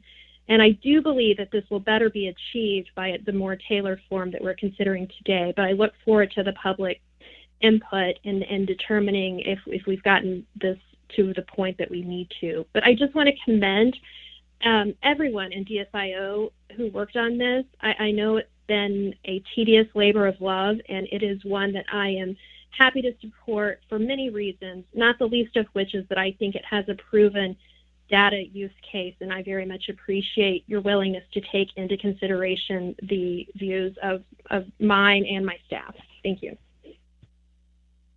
Thank you very much, Commissioner Stump. Commissioner Berkovitz. Thank you, Mr. Chairman. This is Commissioner Berkovitz speaking. So I'm in support of this proposal, and I have a short statement in support of it, which I'll submit for writing and the website and the Federal Register. But so I just have a few questions on this. And again, I feel makes me feel old and probably boring to do this, but let me again talk about my prior experience because this is another one, just like I worked with Bob on some of the previous bankruptcies. I recall working with Amanda on a number of these rules initially. And I was at the commission at the time that the requirements that we're discussing today were promulgated. And I certainly think that I have no pride of authorship of them. And I think experience has shown that the data that we are proposing to eliminate has not been useful to us. And I think it's appropriate if the data has not been useful and doesn't fulfill its intended purpose, that we don't burden market participants with having to submit it. So it's pretty much as simple as that. Recalling what happened at the time was, prior to the financial crisis, hedge funds, neither agency really had a whole lot of information or comprehensive information on what hedge funds were doing. And Dodd-Frank hedge fund, the advisors to hedge funds were required to register for the first time. And so the question arose is, well, what happens if these hedge funds, they're also commodity pools? How do we get a handle on what the funds are doing, considering both what they may be doing in the security space and what they may be doing in the commodity space? So all these requirements in integrating Form PF with CPO-PQR was an attempt to get a handle on what were the risks posed by hedge funds. Some of the information has proven not to be helpful, and I'm supportive of eliminating those requirements. But it's difficult, and I think experience has shown it's difficult for one agency that has jurisdiction over certain aspects of what these funds are doing, and another agency has jurisdiction over other aspects to have an integrated view of what they're doing. And FSOC was one place where possibly you could get an integrated view because it would be able to see across both agencies' jurisdictions. proven to be a lot more difficult in practice what was contemplated at the time, and we're still struggling with that. But to the extent that we're not getting useful information on this form, I'm supportive of elimination of. Let me ask Josh or Amanda, we're not eliminating all, my understanding of this rule is we're not eliminating all of the information that's currently on Schedule B of Form CPO PQR. Can you describe the information on this form that we're still going to be requiring to submit, although it wouldn't be technically on Schedule B, I guess, and how we're using that information? Of course. Yes, Mr. Commissioner, thank you. This is Director Sterling. Happy to answer that. And before I do, I just want to make sure that you know, as well as all the other commissioners know and their staffs, that Amanda and I and the whole team at DSIO really appreciate the work that you've done with us on the proposal. So thank you all for that collectively. But to your point, sir, we are going to be keeping the schedule of investments. That's what's proposed. This gives us a percentage breakdown of portfolio by general asset class. It is sort of good inventory information to have about a CPO, and it can elucidate things like strategies and so forth. It's also something that NFA has historically collected, and in as much as we would like the forms to be aligned, that also suggests to us that we ought to keep that collection element going. And so what does that tell us? That tells us basically where their investments are. Like, are they in gold? Are they in financial products? Are they something like that? Is that what that tells us? Basically, are they long interest rates? Or are they long gold or short palladium or whatever? Is that what that information would tell us? Yes, sir, that's correct, including even certificates of deposit. But yes, it does get into that. Okay, so I'm looking at the slide that, and I'm not sure whether the public can see it, but I've got a copy of one of the slides that we had difficulty putting up on the WebEx. This is the aggregate and synthesize existing data slide with a schematic that shows swaps data repository data on one box and futures and option data from the exchanges on another box coming to us, the CFTC, and we aggregate and synthesize that according to this and get registrant-specific position information. Where in terms of realizing this, actually, how would you describe the current state of our ability to actually operationalize what's on this slide? How effectively can we now take these two data flows from the swaps data repository and futures and options data from the exchanges, integrate them, and churn out registrant-specific position information? Where are we in terms of our ability to make this actually happen? Right. No, thank you for that. This is the goal, and I would say we've made substantial progress, but we're not, to my way of thinking, at the end yet. Working with clear data to do this, and by that I mean data coming from the exchange side, is a little bit easier. It's a little bit more data rich, and it's something that for various concatenations of the computer systems, it seems more readily translatable to market participants that are registrants. On the swap data side, I have seen a pilot trial of what it would look like to associate swap positions from a pool to a particular dealer. So it's a matter of making that operational and marrying it with what I loosely call front end in DSIO that will allow us to queue this up. And so it is something we are doggedly pursuing, but we are by no means complete, sir. Right, and I think this is something that goes across more than just DSIO, correct? And this is something that, I guess you're focused on this. Is your focus on this with respect to both pools and swap dealers? It's theoretically, you could, well, all intermediaries basically, and not just pools. Let me ask it that way. That's correct. The goal would be to see a connection between a very large commodity pool operator, let's say, invested several pools, and very large swap dealers, to start out. And so the idea would be to understand the exposure and the transmission of liquidity and risk to and from a commodity pool operator on one side, let's say, and a swap dealer or an FCM on the other side, let's say. So we would understand it from both sides. And that's why this use of the data is particularly of interest to DSIO, because we have the registrants. Right. And so I think a number of the initiatives that we have underway now, and for example, the swap data reporting rules that have been proposed, which is basically to clean up some of the swap data, will help us be able to use that data. Part of the problem we had to clean up the swap data, or we've proposed to clean it up, is to make sure that it's uniform and that we can aggregate it and that we can roll it up. So our fundamental building blocks, I think those rulemakings show that those fundamental building blocks need to be there in a way that we can use them to be able to roll up, for example, the swap data. Another fundamental aspect of it is if those traders have LEIs, to be able to match the pools with their swaps data through the LEIs. The LEIs will only get us matching up the swaps data on this side. The LEIs don't apply on the futures options side, correct? We're not requiring LEIs on futures and options trades, correct?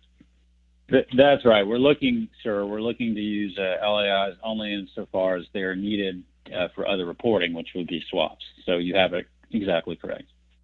And so at some point we will to do this marrying up and aggregating, we'll need to be able to track trading LEI, the legal identity, with how traders are tracked and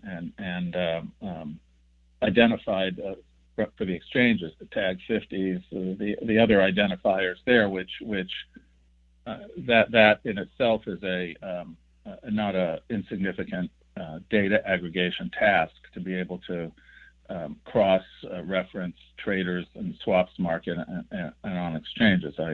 That's something else that we need to be able to do.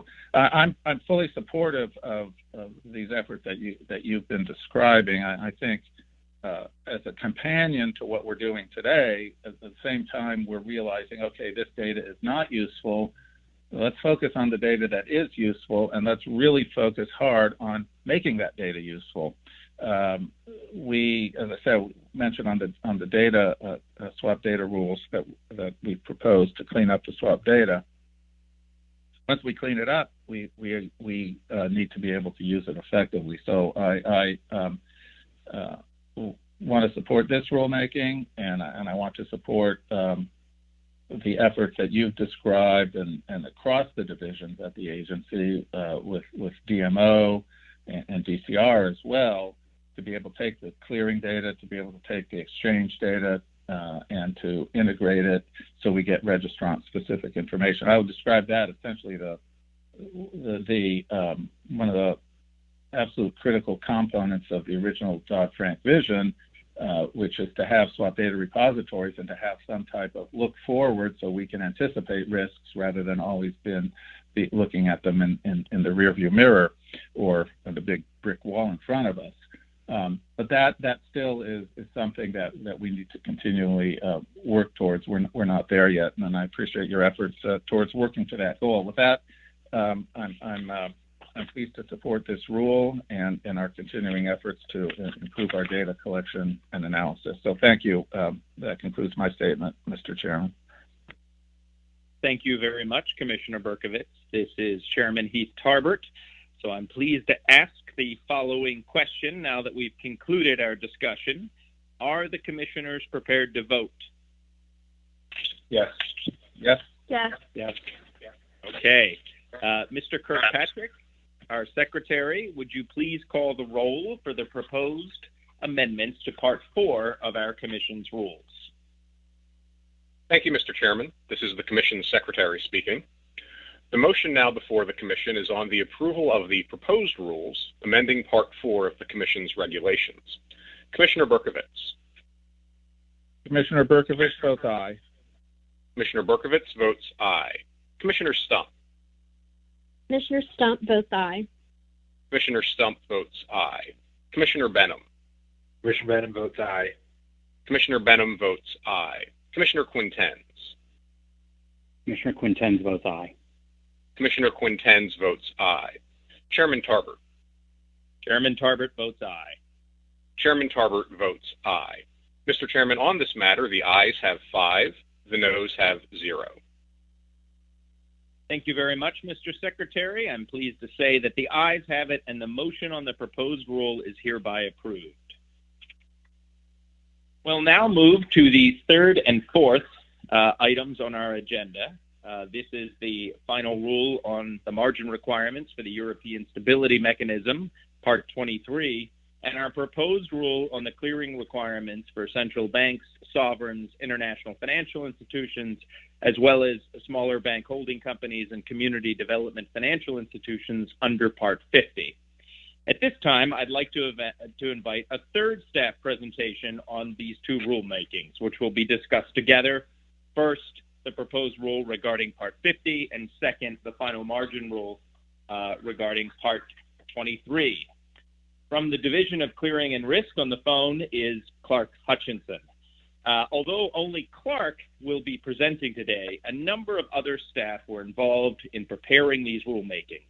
I want to single out in particular Warren Gorlick, Carmen Moncada-Terry, Sarah Josephson, Megan Wallace, Melissa Darcy, Carlene Kim, Paul Schlickstein, Scott Mixon, Stephen Kane, and Isla Kanan for their hard work.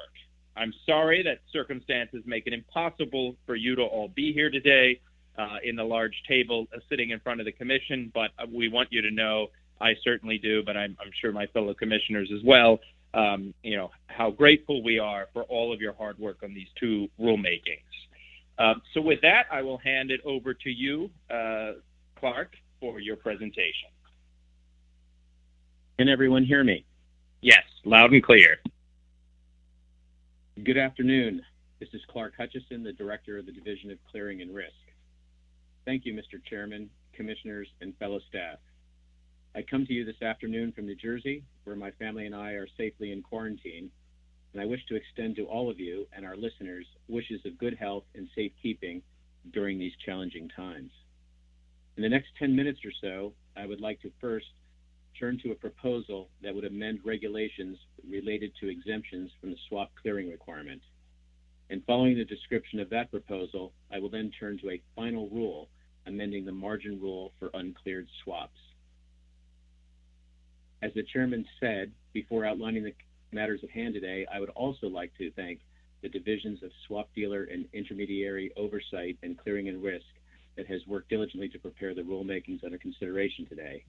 In particular, staff members Warren Gorlick, Carmen Moncada-Terry, Sarah Josephson, Megan Wallace, and Melissa Darcy.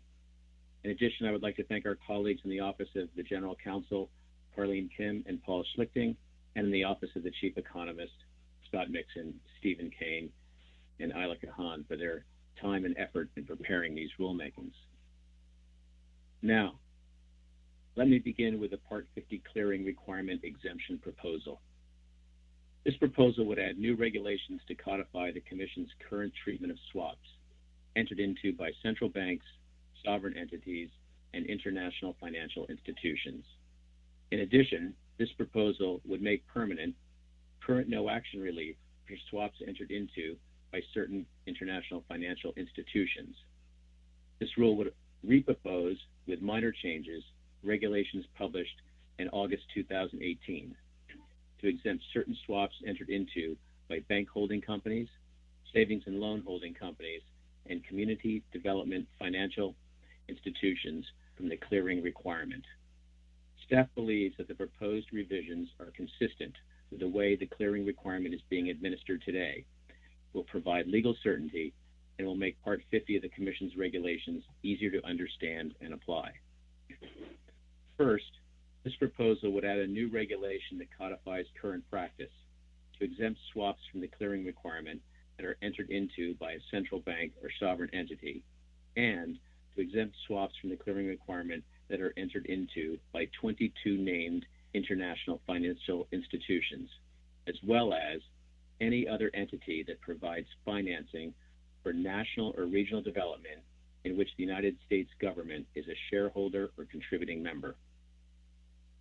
In the 2012 final rule adopting the end user exemption to the swap clearing requirement, based on considerations of comity and in keeping with the traditions of the international system, the Commission stated that swaps entered into by foreign central banks, sovereign entities, and international financial institutions should not be subject to the swap clearing requirement.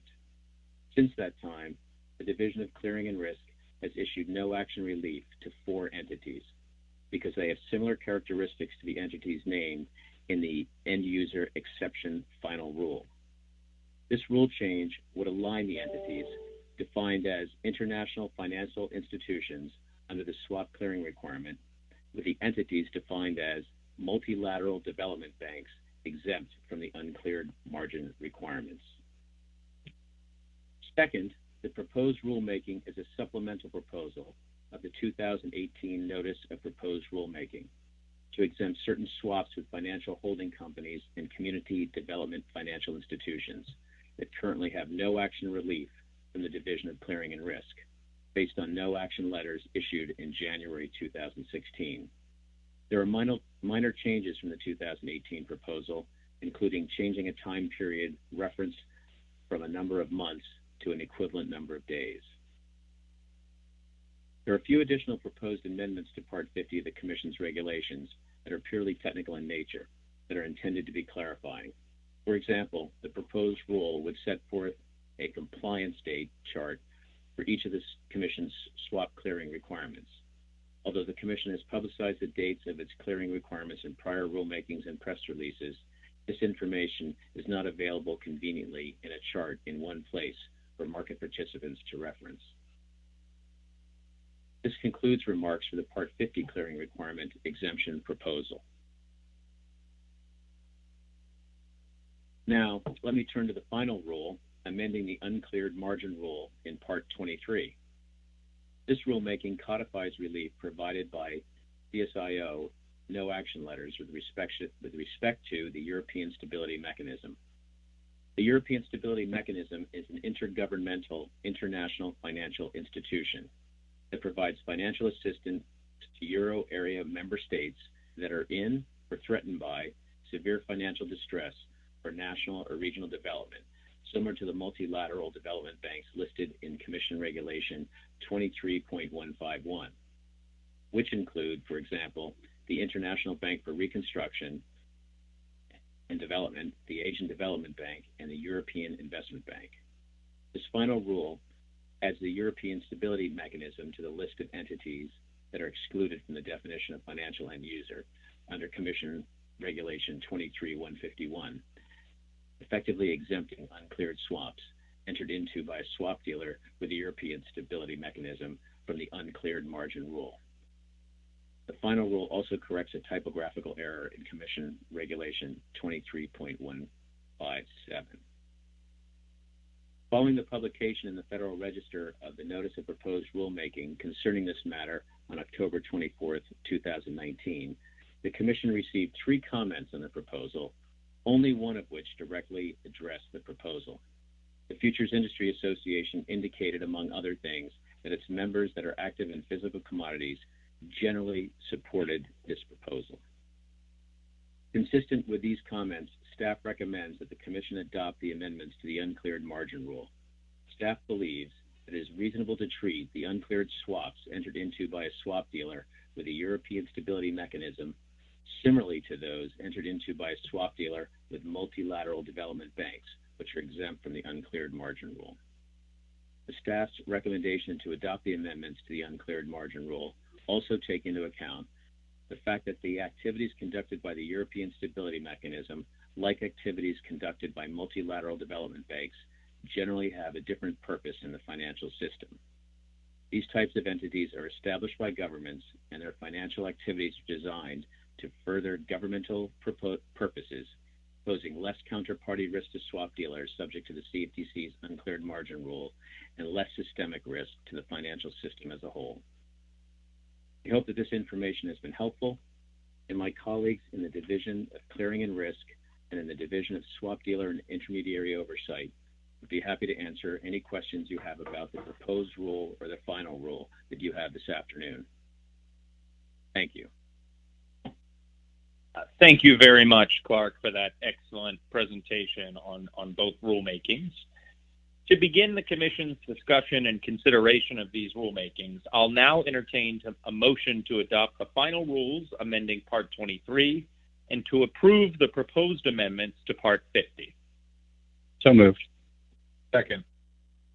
Thank you very much. I'd now like to open the floor for commissioners to ask any questions and give statements. I'll go ahead and start. I don't have any questions, Clark. I think this is relatively straightforward, both rule sets.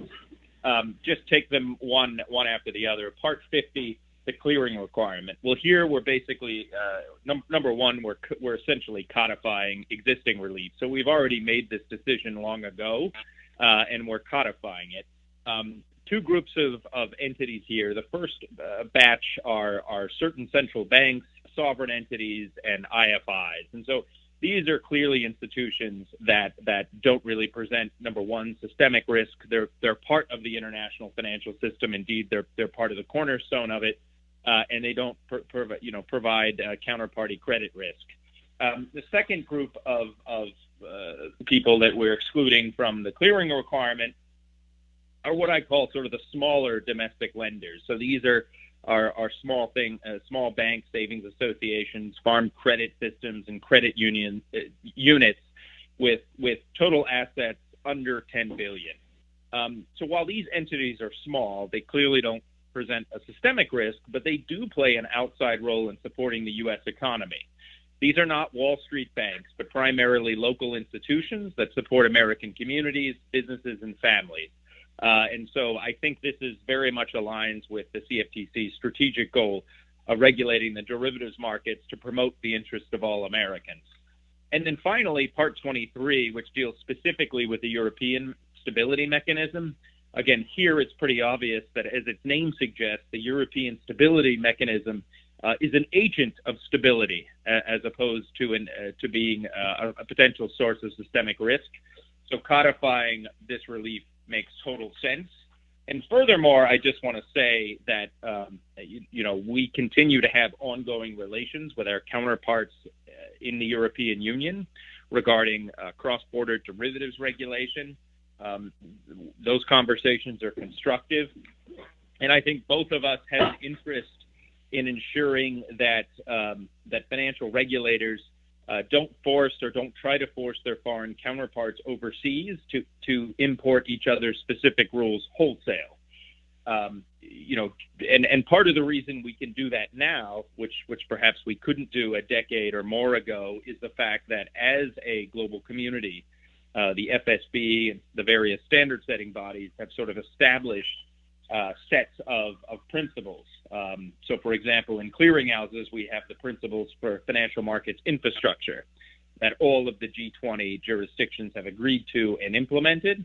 And because we have that baseline, we're able to, I think, engage in a degree of comity and deference that perhaps we hadn't in the past. And so what I would just remind people of is, just as the G20 and the Financial Stability Board and the other standard-setting bodies were established to prevent a global race from the bottom, I think their work is also meant to prevent nations from forcing the complete strictures of their domestic regimes onto others.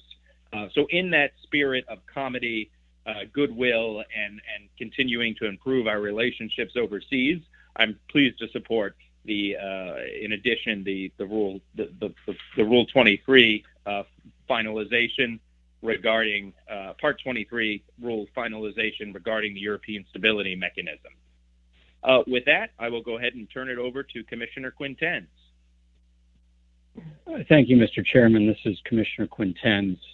I don't have any questions. I'd like to thank Clark and DCR and the teams for putting these issues in front of us. I just do have a statement that I would like to go through it quickly given the conversations and the discussions and the history of our cross-border relationship with Europe regarding CCPs that you mentioned, Mr. Chairman. About 2 years ago, in March of 2018, I articulated my approach to that current regulatory relationship with our European counterparts in light of what I viewed as their refusal to stand by or to reaffirm their 2016 commitments in the CFTC's and the European Commission's CCP agreement. Specifically, I believe that the absence of the agreement's reaffirmation in the discussion around and the drafting of EMIR 2.2 directly implied the agreement's abrogation. I therefore vowed that I would either object to or vote against any relief provided to or requested by European Union authorities until the agreement's clarity was restored. Since that time, I've consistently voted against or objected to any regulation or relief that provides special accommodations to European entities, including the proposed exemption from margin requirements for the European Stability Mechanism that the Commission seeks to finalize today. However, the unprecedented devastating economic and social impacts of COVID-19 across the globe warrant a temporary reprieve from that position. In the United States, financial regulators have acted swiftly, decisively, and boldly to mitigate economic disruptions and support market liquidity, including providing regulatory relief where necessary. And I'm very proud of the CFTC's decisive response to the COVID-19 pandemic, which has promoted the full functioning of derivatives markets despite the extraordinary challenges facing exchanges, clearinghouses, and market intermediaries as a result of social distancing. I know that the Commission, under the strong leadership of Chairman Tarbert, is committed to providing any additional relief necessary to ensure that U.S. markets remain accessible. Our European counterparts are engaged in the same epic struggle as we are to lessen the extraordinary economic and social harms of this pandemic. Although I remain committed to ensuring the terms of the CFTC, EC, CCP agreement are upheld ultimately, I also recognize that this issue is one facet of a much broader, deeper bond that we share with the European Union, a relationship that has been grounded on goodwill, trust, and partnership. Many of the European institutions affected by the rules and no action relief before the Commission today are likely to be central to the European Union's COVID-19 economic recovery efforts. As a result, I believe it is appropriate to support the items before the Commission today, which, by providing relief from CFTC clearing and margin requirements, may bolster the ability of EU institutions to provide critical financial assistance to their economies, their businesses, and their citizens. For example, the European Commission, the ESM, and the European Investment Bank are working in concert to take unprecedented actions at the European level to complement national measures to mitigate the impacts of COVID-19. The ESM has many economic tools at its disposal, including making loans to Eurozone member states, purchasing the bonds of Eurozone members, providing precautionary credit lines that can be drawn upon if needed, and directly recapitalizing financial institutions. Similarly, the EIB, the lending arm of the European Union, and the European Investment Fund, the EIF, which specializes in finance for small and medium-sized businesses, are also working together to respond to COVID-19. Together, the EIB and the EIF have proposed a plan to provide immediate financing to combat the health and economic effects of the pandemic. Each of these EU institutions may seek to enter into swaps subject to the CFTC's clearing or uncleared margin requirements in order to hedge the risks associated with these lending and investment activities. Accordingly, I'm going to support today's measures that provide relief from those requirements, thereby freeing up additional capital that can be immediately deployed in the European economy. With the present hardship caused by COVID-19, when the present hardship caused by COVID-19 abates, I look forward to re-engaging with our European counterparts on the critical issue of oversight of U.S. CCPs. I believe the possibility still exists for a successful implementation of EMIR 2.2 that fully respects the CFTC's ultimate authority over U.S. CCPs. I've been proud of the leadership of Chairman Tarbert on the issue and been encouraged by the discussions he has had, and I'm committed to doing everything in my power to achieve that successful outcome. Thank you very much, Mr. Chairman, and thank you to Clark and DCR. Thank you very much, Commissioner Quintens. Commissioner Benham. Thanks, Mr. Chairman. I will be brief. No questions for Clark, but I do want to thank him and his entire team at DCR for their work on these issues. They're important. In my view, they are long overdue, and they are in line with what I've long advocated, at least in part, for codifying no action relief and really solidifying and validating our relationship with our European partners, specifically at this time where as much relief is needed as possible. With that, and to that end, the comments you made, Mr. Chairman, about the relief that's being granted and who it affects: multilateral banks, obviously, community banks, and other government organizations. These are the types of institutions that we should be providing relief for across the board and in a global manner. So I am happy to support the proposals and the codifications here as we move forward. And again, thank you to DCR and Clark for their efforts. Thank you very much, Commissioner Benham. Commissioner Stump. Thank you, Chairman Tarbert. This is Commissioner Stump. I don't have any questions. I echo every accolade that's been provided thus far.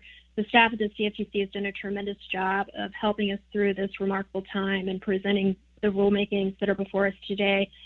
And in receiving our input, even though we're all not in the office together. So I very much appreciate all of the teams that have worked on these, and in particular DCR, and I look forward to the work ahead on many more rulemakings. Thank you.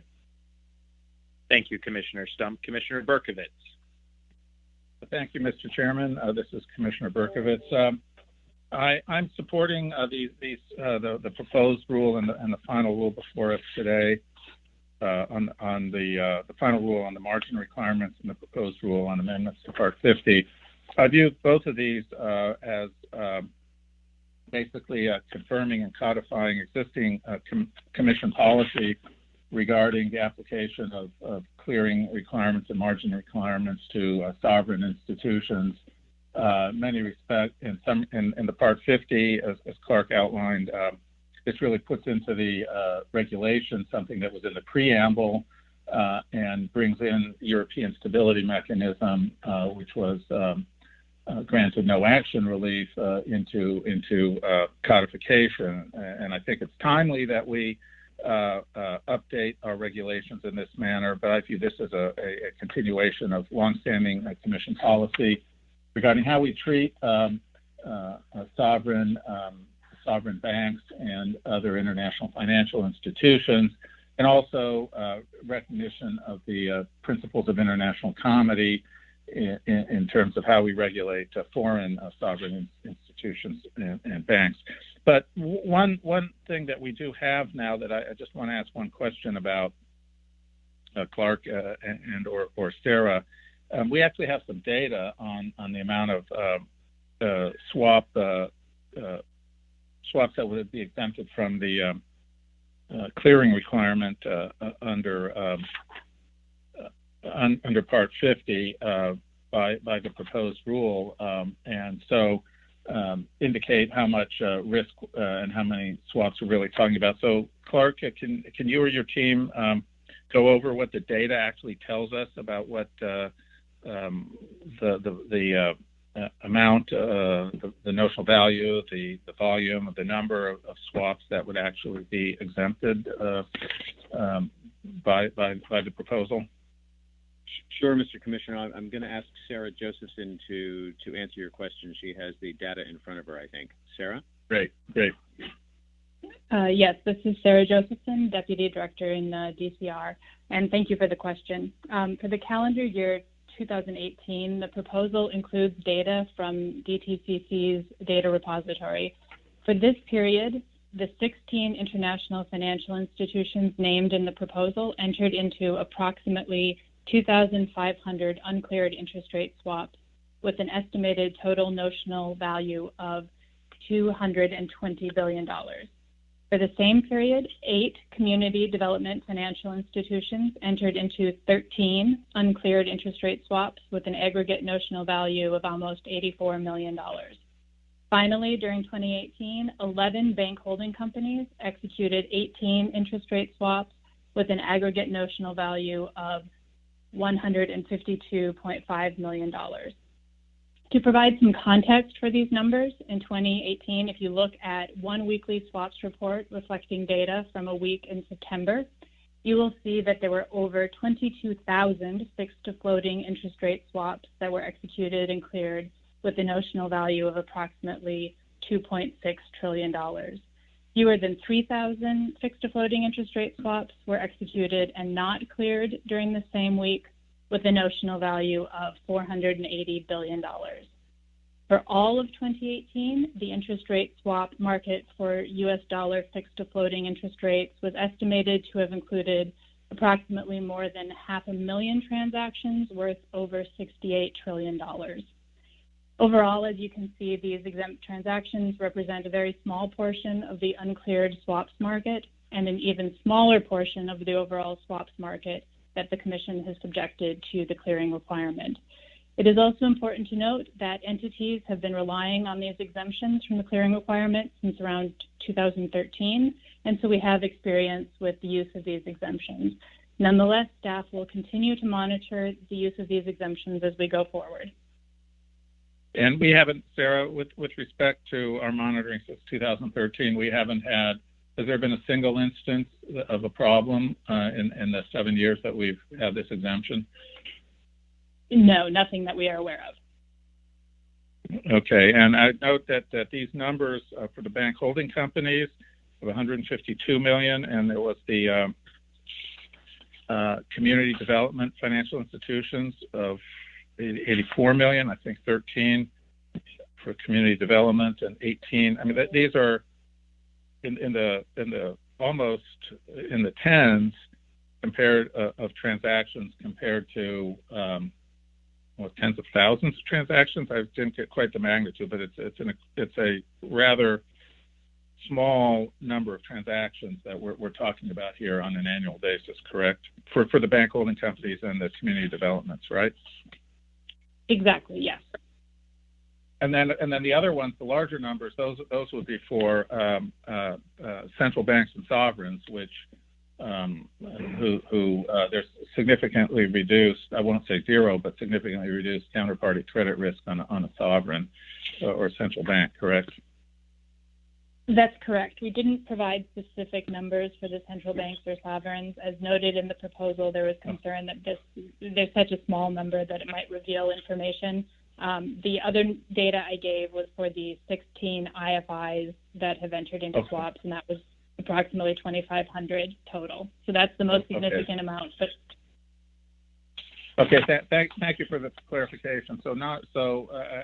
I think, and some of this data is in the preamble, and I think you provided some additional context, which is very helpful. So not only is this consistent with existing policy, not only does this codify current no action relief, but we actually have the data to demonstrate that the risk, relative risk provided by the exempted classes is actually relatively small, and our experience shows that to date, in the years that this has been operative, there has not been any problems with it. There actually has not been any actualized risk. So I think both from a policy perspective and an actual market impact perspective, these are sound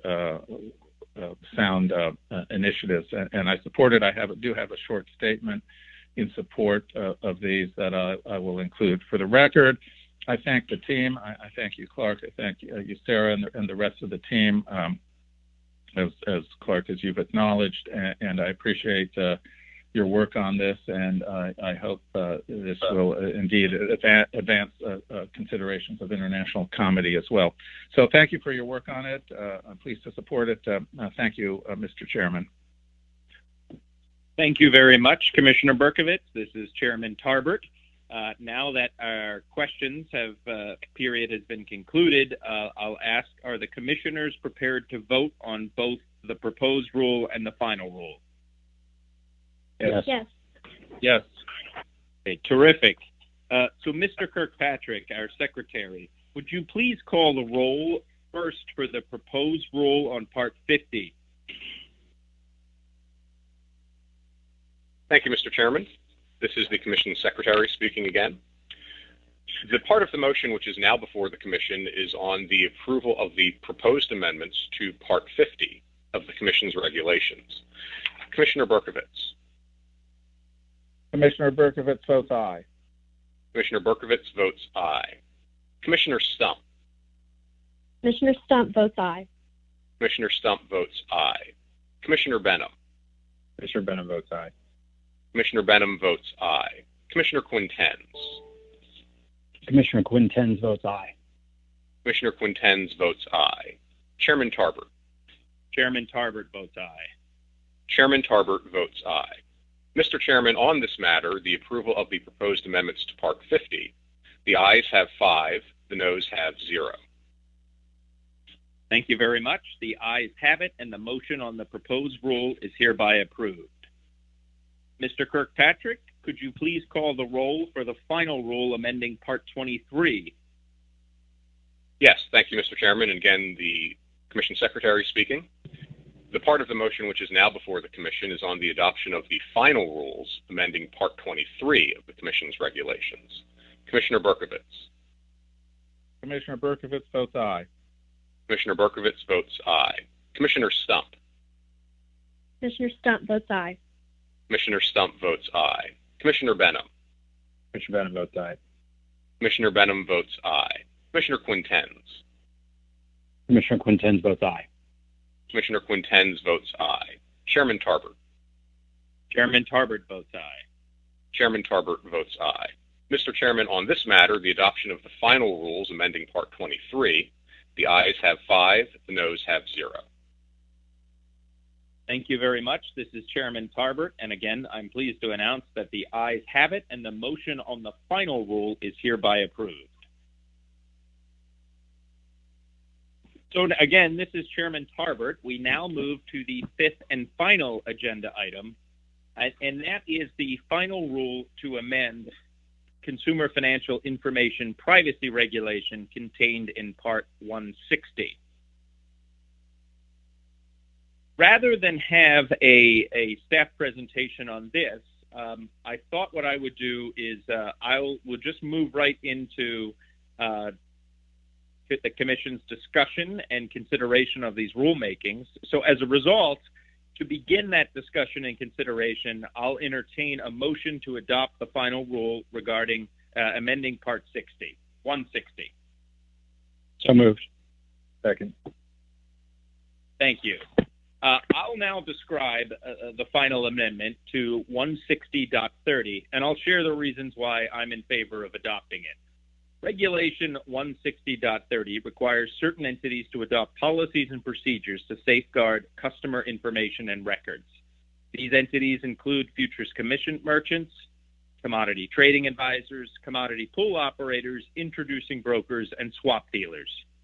Regulation 160 provides that covered entities must establish policies and procedures to protect customer records and information with 3 types of safeguards: administrative, technical, and physical. Today's final rule requires these safeguards to be reasonably designed to achieve 3 things.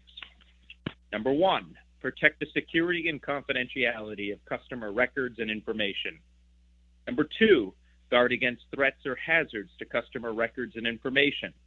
And number 3, protect against unauthorized access to or use of customer records or information that could result in substantial harm or inconvenience to customers. These safeguards help protect customers from the risk of data loss and intrusion. They're important to protecting the privacy of those who rely increasingly on our digital markets. I want to thank the staff that worked on this. Really appreciate your assistance from a variety of both Frank Versanich, I think, from DSIO, other people in DSIO. Really appreciate your work on this. I'd now like to invite my fellow commissioners to add any remarks you may wish to make. I'll just go down the roll then. Commissioner Quintens. Thank you, Mr. Chairman. No official remarks. I'm just very supportive of the of this proposal, and very grateful to the staff and you for bringing it forward. Thank you, Commissioner Benham. No questions. Thank you, Mr. Chairman, for bringing it up. Important customer protection rule. And of course, as always, thanks to the staff for putting it together. Terrific. Thank you. Commissioner Stump. No questions. Thanks to everyone who worked on this. The data privacy protections are very important, and I appreciate the attention that's being properly given to the topic. Thank you. Thank you. Commissioner Berkovitz. I'm pleased to support this final rule. I think it's the right thing to do, and I'm pleased to support it. Thanks to everybody who worked on it. Terrific. Thank you, Commissioner Berkovitz. It sounds like the commissioners are prepared to vote.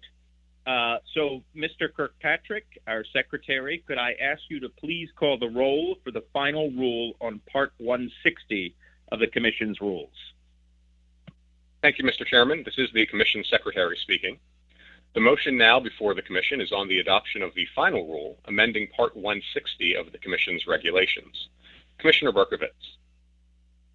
Commissioner Berkovitz votes aye. Commissioner Berkovitz votes aye. Commissioner Stump. Commissioner Stump votes aye. Commissioner Stump votes aye. Commissioner Benham. Commissioner Benham votes aye. Commissioner Benham votes aye. Commissioner Quintens. Commissioner Quintens votes aye. Commissioner Quintens votes aye. Chairman Tarbert. Chairman Tarbert votes aye. Chairman Tarbert votes aye.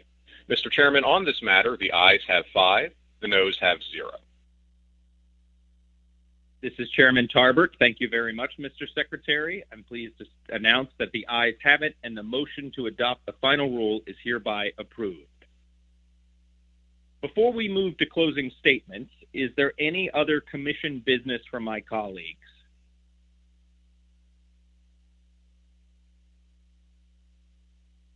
Okay, hearing none, I'd now like to give my fellow commissioners an opportunity to make any closing statements or remarks. We'll go ahead and start with Commissioner Berkovitz. Thank you, Mr. Chairman. This is Commissioner Berkovitz.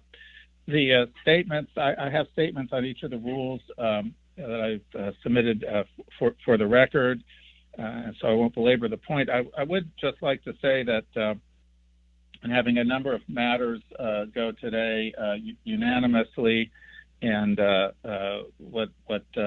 pleased that today went very smoothly, but it's very deceptive when we have a meeting like today and everything goes well and we reach consensus. I think the public doesn't quite see all the work that went into it and all the give and take that goes into these in getting to where we got today. And I'd just like to express my appreciation to you, Mr. Chairman, to my fellow commissioners, and to CFTC staff for the work that everybody has put into it to getting where we are today, where we could all be united going forward. And there was give and take in the process, and I speak on my behalf and my office's behalf. I appreciate everyone who worked with me and my office in getting where we are today, where we can support all of the items on today's agenda. I'd also like to say for the market participants and members of the public who may be interested, we are open for business. I do miss going in every day and meeting with people. That's really the lifeblood. That's why I really love this agency and working in Washington, D.C. and interacting and hearing the views of market participants. And I miss not being able to do that and meeting people and getting out. So I encourage people. We are open. The phone lines are working. As I've said before, our staff has done a great job of facilitating our ability to telecommute. So I just encourage folks to comment on what we've done and let us know. Let us know what's going on in the market. In this environment, it's extremely important to talk to market participants and get the stories. Yes, we can spend days, hours on screen time reading all the reports and all the news clips and doing all that, but there's no substitute for actually talking to market participants. And we're spending a lot of time trying to keep up with events, but we really need the first-hand communication with market participants. So I encourage people to let us know what the concerns are and what we should be doing to protect market integrity and keep these absolutely critical markets functioning. So I encourage you all to set up calls, and hopefully, one of these days, one of these days we will be back. Hopefully it'll be not in the not too distant future, but in the meantime, I look forward to talking to people on the phone. Thank you again, Mr. Chairman, and my colleagues very much. Thank you very much, Commissioner Berkovitz. Commissioner Stump. Thank you, Mr. Chairman. This is Commissioner Stump, and I don't think I could say it any better than Commissioner Berkovitz. We are open for business, and we look forward to hearing from you. And in my opening comments, I mentioned the importance of teamwork, especially in these challenging times. And in fact, I think teamwork is on display in a remarkable form across the entire country right now. On a personal note, I wanted to share that I take personal inspiration from I have a friend named Katie, who's a nurse in Texas, who recently left the comfort of her home and her family, including her very young children, to volunteer in New York City, where she's working in a previously shuttered hospital to help those affected by the COVID-19 pandemic. And I'm amazed by her daily acts of selflessness and her contribution. But it's a good reminder that while our impact at the CFTC is different from Katie's, we as public officials are called to serve in a way that only we can. And I want to commend the CFTC staff, who has certainly risen to that occasion. Not only those who presented today, but those who have worked tirelessly over the past month, keeping a watchful eye on the markets in these unprecedented times. It's their recent efforts that illustrate that teamwork is not just a catchy buzzword we occasionally weave into our speeches at the CFTC, but something we're proud to have long established, and we have a commitment to continue in good times and in challenging times. Thank you, Mr. Chairman. Thank you, Commissioner Stump. Commissioner Benham. Thank you, Mr. Chairman. Just want to thank you for bringing up these rules today. Thank my colleagues for the important and helpful dialogue. And like I said in my opening statement, a big thanks to all CFTC staff who were engaged today, and for the rest across the country in our 4 offices who are working hard and dealing with the challenges of the pandemic at home and some of the challenges that we're facing in the workplace. So special thanks to all of them, and I wish everyone, our market participants and the public, well, good health and safety. As has been said, we will get through this, and the Commission certainly looks forward to getting back to business as usual sooner than later. And in the meantime, as has been said also, we are open and always willing to talk and share ideas so that we can ensure our markets run effectively and smoothly in these challenging times. So thanks again. Thank you very much, Commissioner Benham. Commissioner Quintens.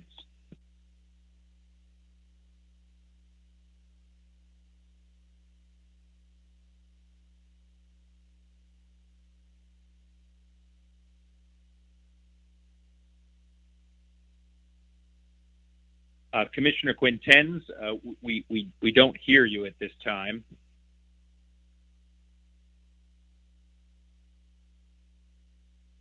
I know he was dropped from the call.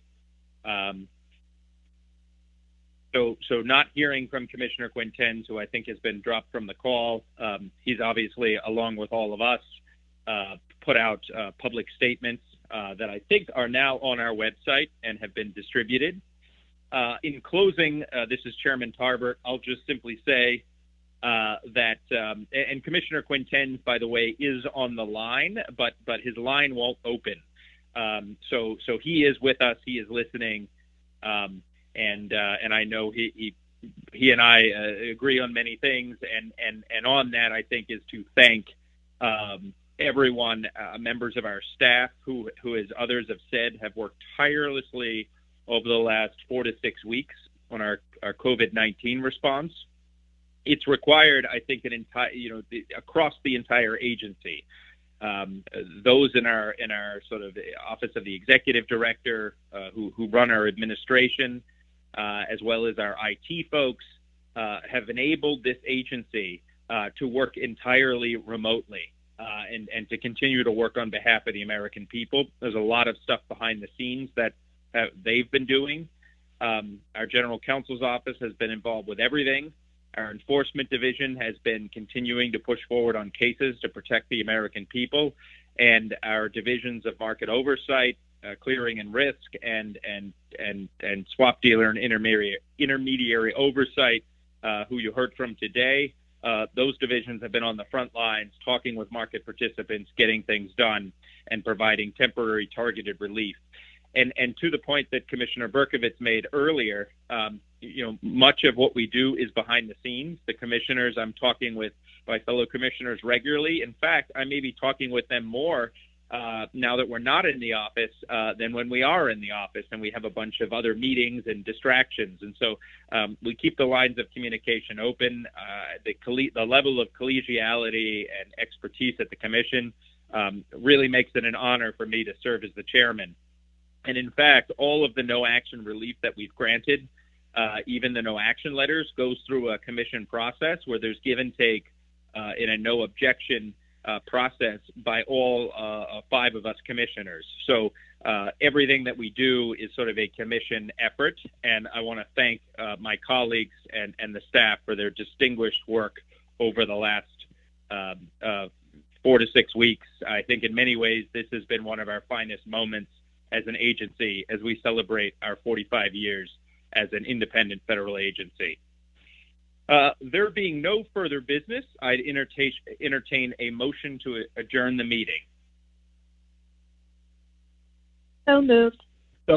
Second. Thank you. Those in favor of adjourning the meeting will say aye. Aye. Aye. Those opposed, no. Okay, the ayes have it, and again, I'm truly grateful for the CFTC staff for their great work, and I'm grateful for all the market participants who have contributed to the success of this meeting. This meeting is hereby adjourned.